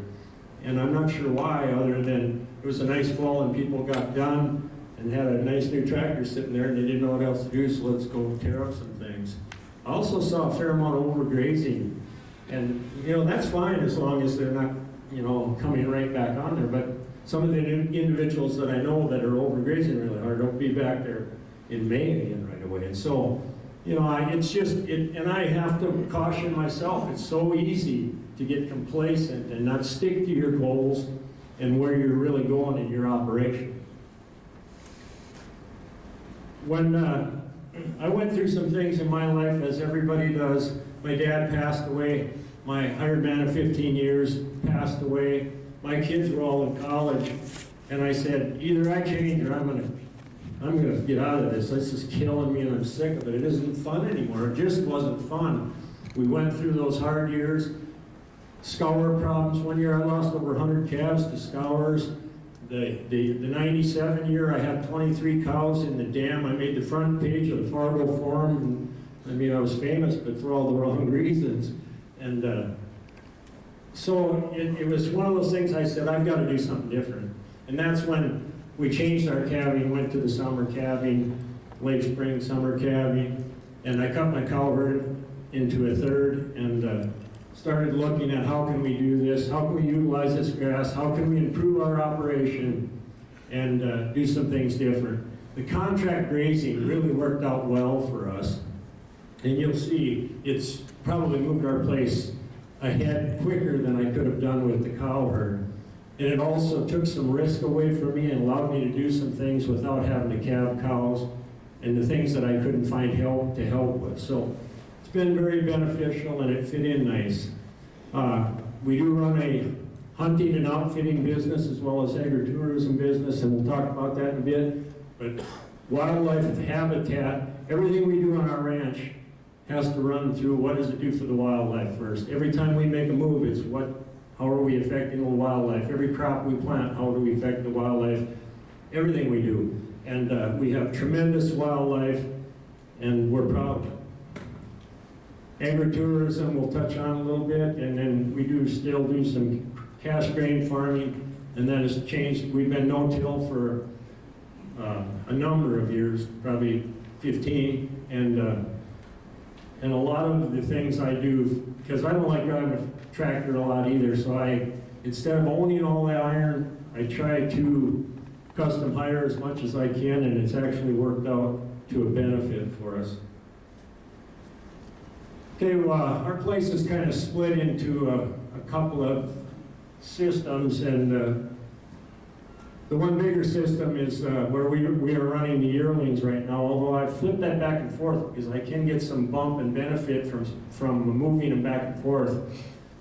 But we try to go with about a 100-day grazing system. Now that depends, and I think we grazed the yearlings this year 110 days, 115 days. 22 pastures right now. They range anywhere from 80 acres to 200 and some. My goal is to split them one more time, and then I really feel like I'd be where I want to be. But we're seeing some tremendous improvement in the rangeland from what we've been able to do with these yearlings. There we go. This is just the same map, only it's what the yearlings graze on. It's kind of self-explanatory, nothing too exciting about it. A few observations. I'll put the next slide.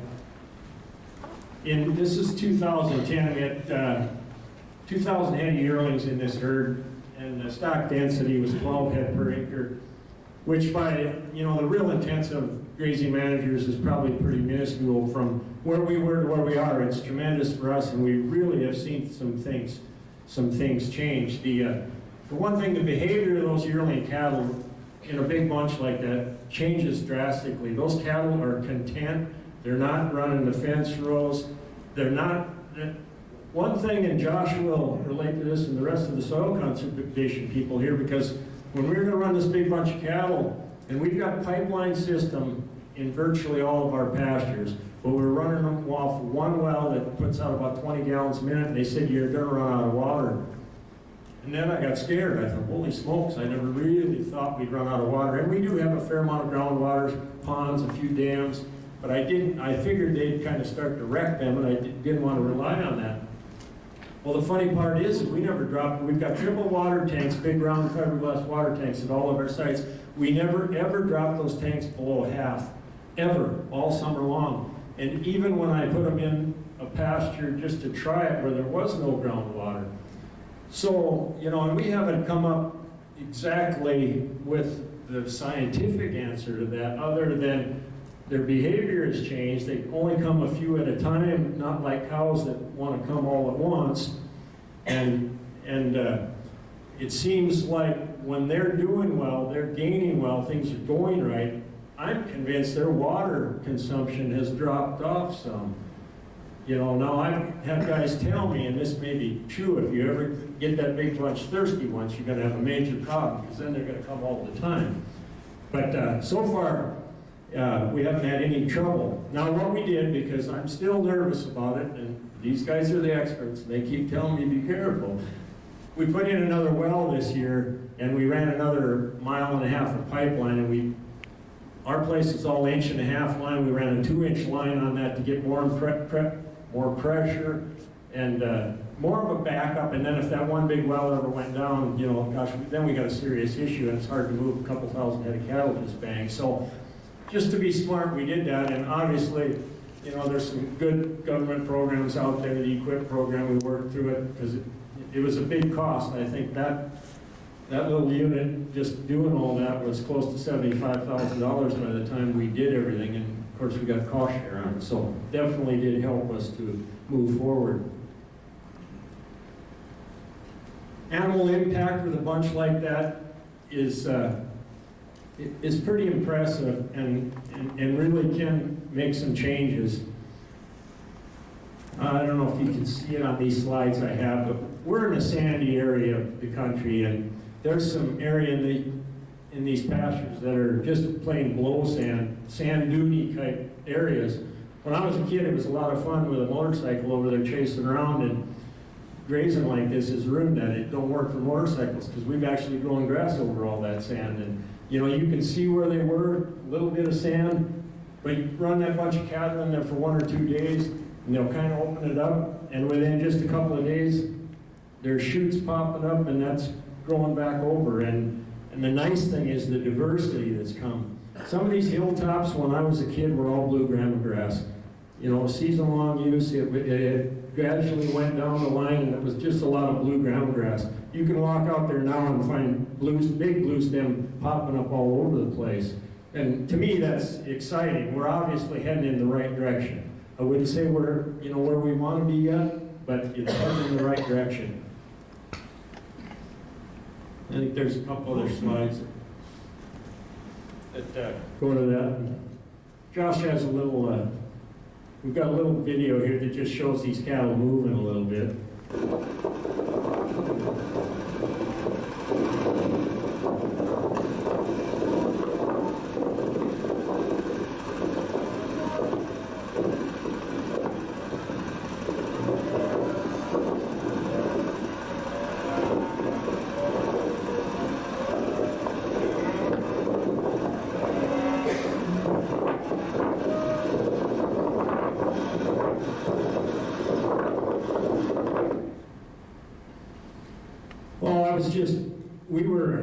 If I remember right, this is when we were bringing these cattle in to be loaded out. So, you know, normally they look like they're running a little bit more than when we move them, they don't.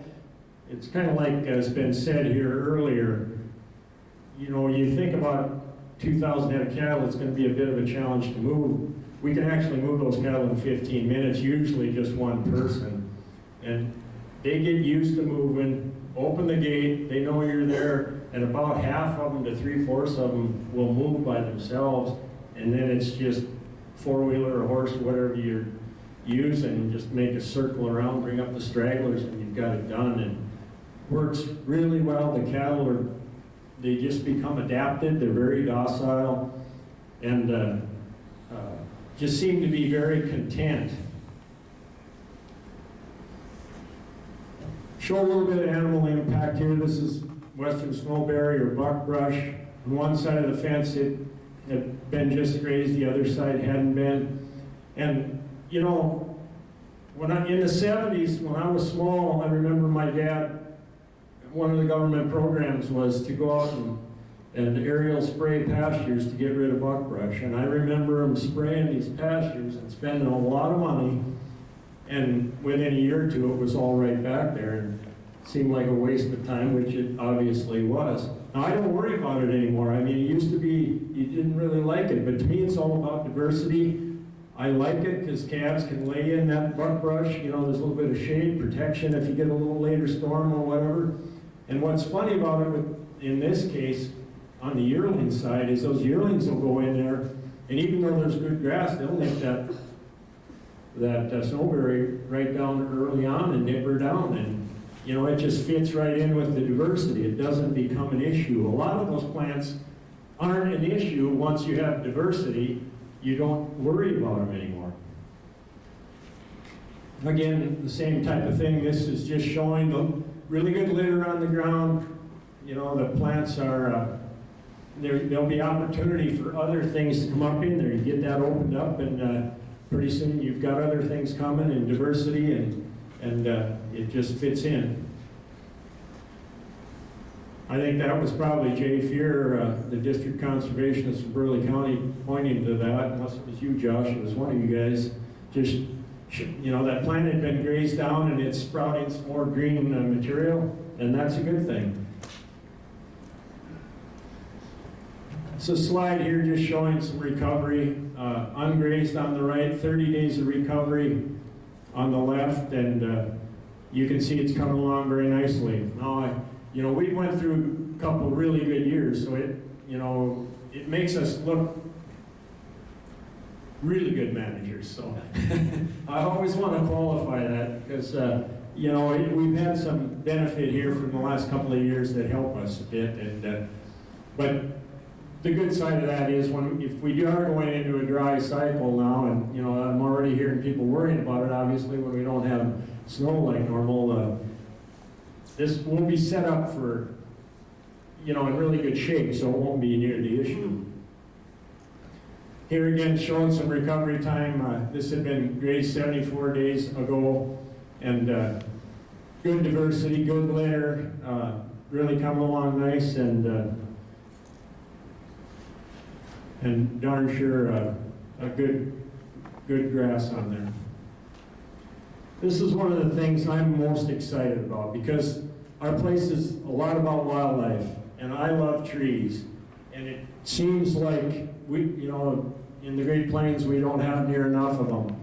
But with this rotational grazing and with that bunch of yearlings, we're seeing these aspens and cottonwoods popping up in several places. And I just like that. It obviously, if you go in there and you've got that animal impact and you're only in there for 1 or 2 days or maybe 3, and you're out of there at the right time of the year, particularly early on when there's moisture on the ground, you're getting those seedlings trampled in, and bang, we're popping these trees up around, which is good for us as we're trying to propagate more wildlife, and also good for the cattle, you know, as they get a little bigger for shading and protection and all that sort of thing. And, you know, and I just like it for aesthetics as much as anything. In 2011, we were at 2,000 head in that. We were really understocked last year, and we left a lot of grass, and I didn't think we could do quite as much as we would. My boys told me we needed to go to 2,500 head. I'm a little bit conservative. I said, well, we'll go to 2,200. And we could have used more cattle on this, but we had plenty of grass, it worked well, and we learned a few things. Again, some things you want to know, some things you maybe didn't want to know, but it makes you a better manager as you move down the road. One of the things that we're constantly, particularly with this custom grazing, it's wanting to make sure the gains are good. If you own all the cattle, I mean, it's still important, but it doesn't bother you as much. Some of these cattle we've partnered on, some of the cattle are not ours, we're just grazing it through our system. But, you know, they want to make sure they gain good, and they should be. That's their bottom line. So what we did here is, last year I was convinced, as and we're in a once-over system, but as we get to the end and you're putting those cattle on a mature grass kind of at the end of the grazing system, were we hurting their gains? That's what I was concerned about. Are we taking their performance down a little bit? And could we improve that by hitting a couple of pastures twice over and really bumping their plane of nutrition at the end? And this is what this shows.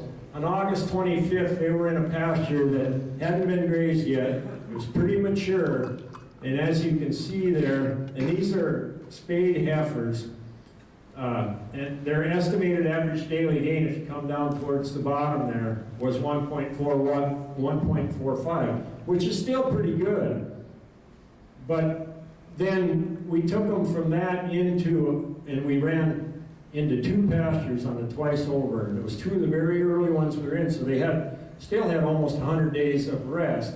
But we went into them, and we went into them for only like a couple of days, and you can see the bump in the average daily gain at almost 2.5 pounds.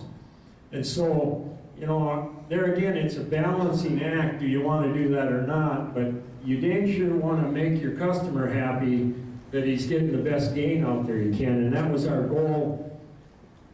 And I think that makes some sense.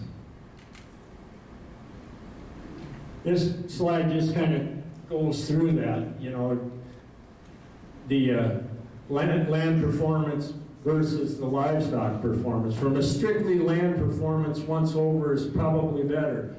It's safer, you can do more things. From a livestock performance, it's questionable, but there may be a time in there where a twice over fits to maybe give you that bump. And you know, you wouldn't want to do it to the same pastures every year. You want to make sure you balance all those sorts of things. And so I think it really kind of fits in, depending on how you want your system to work and what your goals are. With a cow herd, it's maybe not quite as important. With these yearling cattle, I think it makes a lot of sense. And that increasing the gain later in the season, and that's where we've been feeling like we're struggling just a little bit with it. And there's one other point that I need to make about this, because it's a damn important one, and it's, you know, I think we've bred a lot of the gainability from gaining from grass right out of these cattle, and that's part of the problem. You know, I've got pretty modern frame Angus cattle, and I can put those cattle on grass and they'll gain, I can get 2.5 pounds gain out of them. And yet, when I work with these guys that we contract with, you know, they're big crossbred cattle that probably shouldn't come to grass. And I don't want to step on anybody's toes, but it's one of the issues I think we've got in the beef business right now. We're based on a corn-based industry yet, and we're trying to shift to grass, and we're struggling with that a little. And guys are expecting 2 pounds grass gain with cattle that just aren't set up to do that well.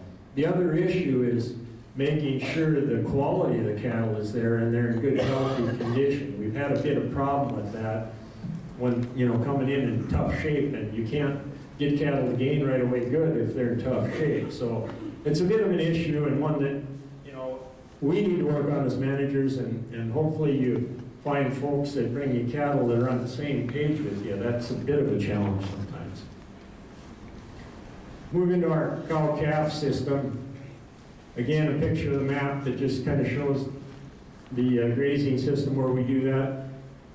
I mentioned this before, and it's important. We flipped this once. This one isn't as big as the other system we have the yearlings on, but it's really important if you can flip them every couple, 3 years. We did run yearlings on this the first couple of years we were doing this, and then flipped it over because where I was running my cows, I really felt like the pastures were not in as good a shape, and so the yearlings over there have really improved that side of the ranch. This one is not getting utilized as good as it could. We're leaving an awful lot of material that needs to get put back down on the ground, and so I really need to have some more cattle on this. We did, with our cow herd this year, we ran another 300 head of yearlings in the same rotation with them. I found an individual that wanted to breed some heifers, and we worked out a deal, and we ran them in conjunction with our cow herd, not together, because he wanted a little different breeding system, but it did help some, but we still had a lot of old material on that, and you can see that in this picture here. We've got a fair amount of pastures look like that, and there's quite a lot of older material on there that we need to get out on the ground and get that worked a little bit better, get that cycling a little better. So, and that will come. We'll just keep working on that. Integrating livestock and cover crops has been really pretty interesting for me, and I think has tremendous potential particularly in North Dakota. The number one biggest cost to us as cow-calf producers is feed cost. Down and out, if you can somehow trim those costs, you'll be profitable and you'll stay in business a lot longer than somebody that's feeding cattle all the time as costs go up. So as we've looked at that, it's been the thing. This is funny, and I think, Walt, you brought this up. I think it's so fitting. When I graduated from NDSU, I had all this knowledge and I learned all this stuff. And believe me, I've worked a lot for research on a number of different boards for NDSU, and I met my wife there, and I mean, it's a great experience. I can't say enough good about it.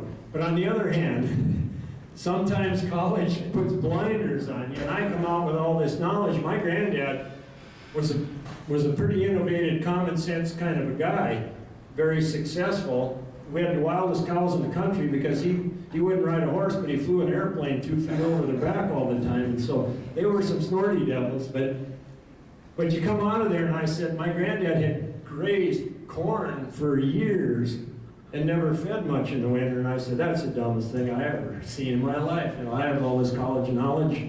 You got to put them in a lot, grain them or something here. And so, you know, and gradually watch the bottom line. You know, our production, just like Walt had said this morning, production increased, bottom line decreased. So, you know, it took me a long time to get this figured out, I guess, is how do we get rid of this winter feeding? And I go back to some of those things I thought my granddad maybe wasn't sharp on. He was really pretty doggone sharp. It was common sense. It's not rocket science, but it's managing and letting those livestock, work for you, working with nature. I can't stress that enough. The cover crop mixes, to me, you know, there's a lot of ways you can go. I don't pretend to have all the knowledge in the world. Gabe up here's probably got more knowledge than all of us on cover crops and different things that work. This one was our first stab at it. What I don't like is it gets fairly costly. You know, you've got over $30 an acre just in the seed costs. But what I did like about it is it really worked. This was last year now, 2010, and this was seeded on June 14th and 15th. We designed it to cycle the nutrients, obviously for wildlife. We wanted to integrate the livestock, improve the soil health, you know, improve the cattle health, and improve the water quality. We gave it one treatment of Roundup to knock the weeds back, and we didn't use any commercial fertilizer. Some recommended that we use a startup fertilizer. I elected not to. I'd like to get more like Walt talked about, less fertilizer. Obviously on our farming we're still using some. We're cutting back. On this livestock type stuff, I don't use any. You know, we had enough lagoons in here that I really felt we'd be okay. And it took a little bit for it to get started, and once they kicked in, as we looked at those nodules, they were very active, and that stuff was just vibrant green, and it exploded. And the thing I want to say is, when I was young, these fields were farmed, and back in those days, in this country, there was a lot of wheat. Whatever wasn't into grass was into wheat, and it was half summer fallow, half wheat. And I spent half my young life out there trying to keep that crap from blowing away because it's just close, and it would blow. My granddad, they always give him grief about that, and he said, oh, that soil's just a little nervous, he said. But the improvement on that has been phenomenal. I mean, it's got a long way to go, but just phenomenal from just a couple of years of cover crops on that. This is just a slide of telling what those different crops and the reasoning for using them, I won't spend a lot of time on this. Obviously, the legumes there, we wanted some vertical structure, more for the hunting than anything. Nitrogen scavengers, the radish and the turnip, trying to bring some things up and open that ground up a bit. The low and the medium and the high carbon crops and the deep rooted crops. You can go a number of different ways with those things, and one of the things that really increases the cost is sunflower, and part of it is, you can use birdseed sunflower, but a seed plant can't legally mix it for you. Our laws are a little goofy on that, and so you've got to either, we put them in the, we weren't going to fertilize, we threw the sunflower, we used birdseed sunflower, threw it in the fertilizer side of the air seeder and put the rest of it in the other side, and so it got by with, because that cheapens it up quite a bit, and I don't think you can tell the difference, quite honestly. Again, these were very high leaching, sandy soil. This ground would grow really good alfalfa, but extremely hard to get a good stand, and other than that, it just didn't grow things very good. But man, these cover crops took off on there, and it was way over your head tall and very lush, very green, and we were able to utilize it last winter. We've done a number of tours out there on this sort of thing, looking at our grazing system and looking at the cover crops, and this is just a shot of a group that the Burley County Soil Conservation folks brought out from around the country and took a look. As you can see, it darn sure grew up. In fact, we bring hunters to our place from all over the United States and a couple of countries, and they actually thought it was too tall because it was hard to see the birds over the top of it. So you have trouble pleasing everybody sometimes. But it worked well. This year we took that same cover crop field, part of it we put corn on, which is on the left, and part of it, the sandiest part of that, I said I'm going to see a cover crop on it back to back. So I'm really trying to improve the organic matter, the litter on the surface, get the biology in. And I can't explain all this and don't pretend to, and I don't know if we can draw a lot of conclusions, other than you can see the biology on the cover crop back to back has shot up immensely compared to the cover crop with corn on it. Now Jay Feard came out and did these tests and sent these in, and it's interesting to me. It appears we're heading in the right direction on that land, that we're able to do some real things with the livestock, but really improve the soil health of that land. Just look at the difference in the mycorrhiza between 251 and 37 there. I mean, that's quite a bump. So it appears that that's moving in the right direction. And winter grazing was a big part of our goal in that whole thing. This is last year. We turned 350 dry cows in on November 29th. And most of you that are around here know what last year was like.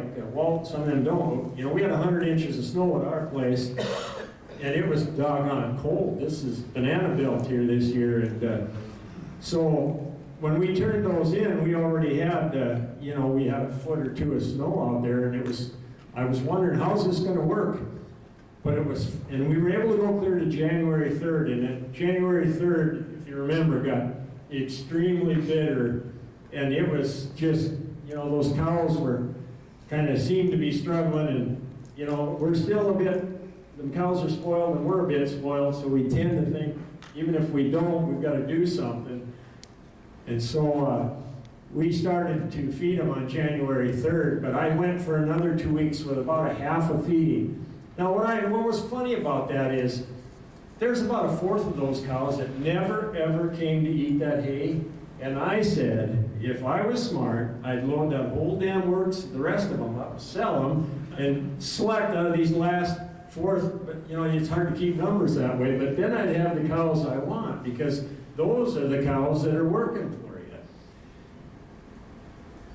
On the water use, these cows are about 1.5 miles away from the headquarters. On our headquarters, we have 2 wells hooked together, and we run it through my house. We heat my house out of ground source heat pump, and then we water all these cattle off from it.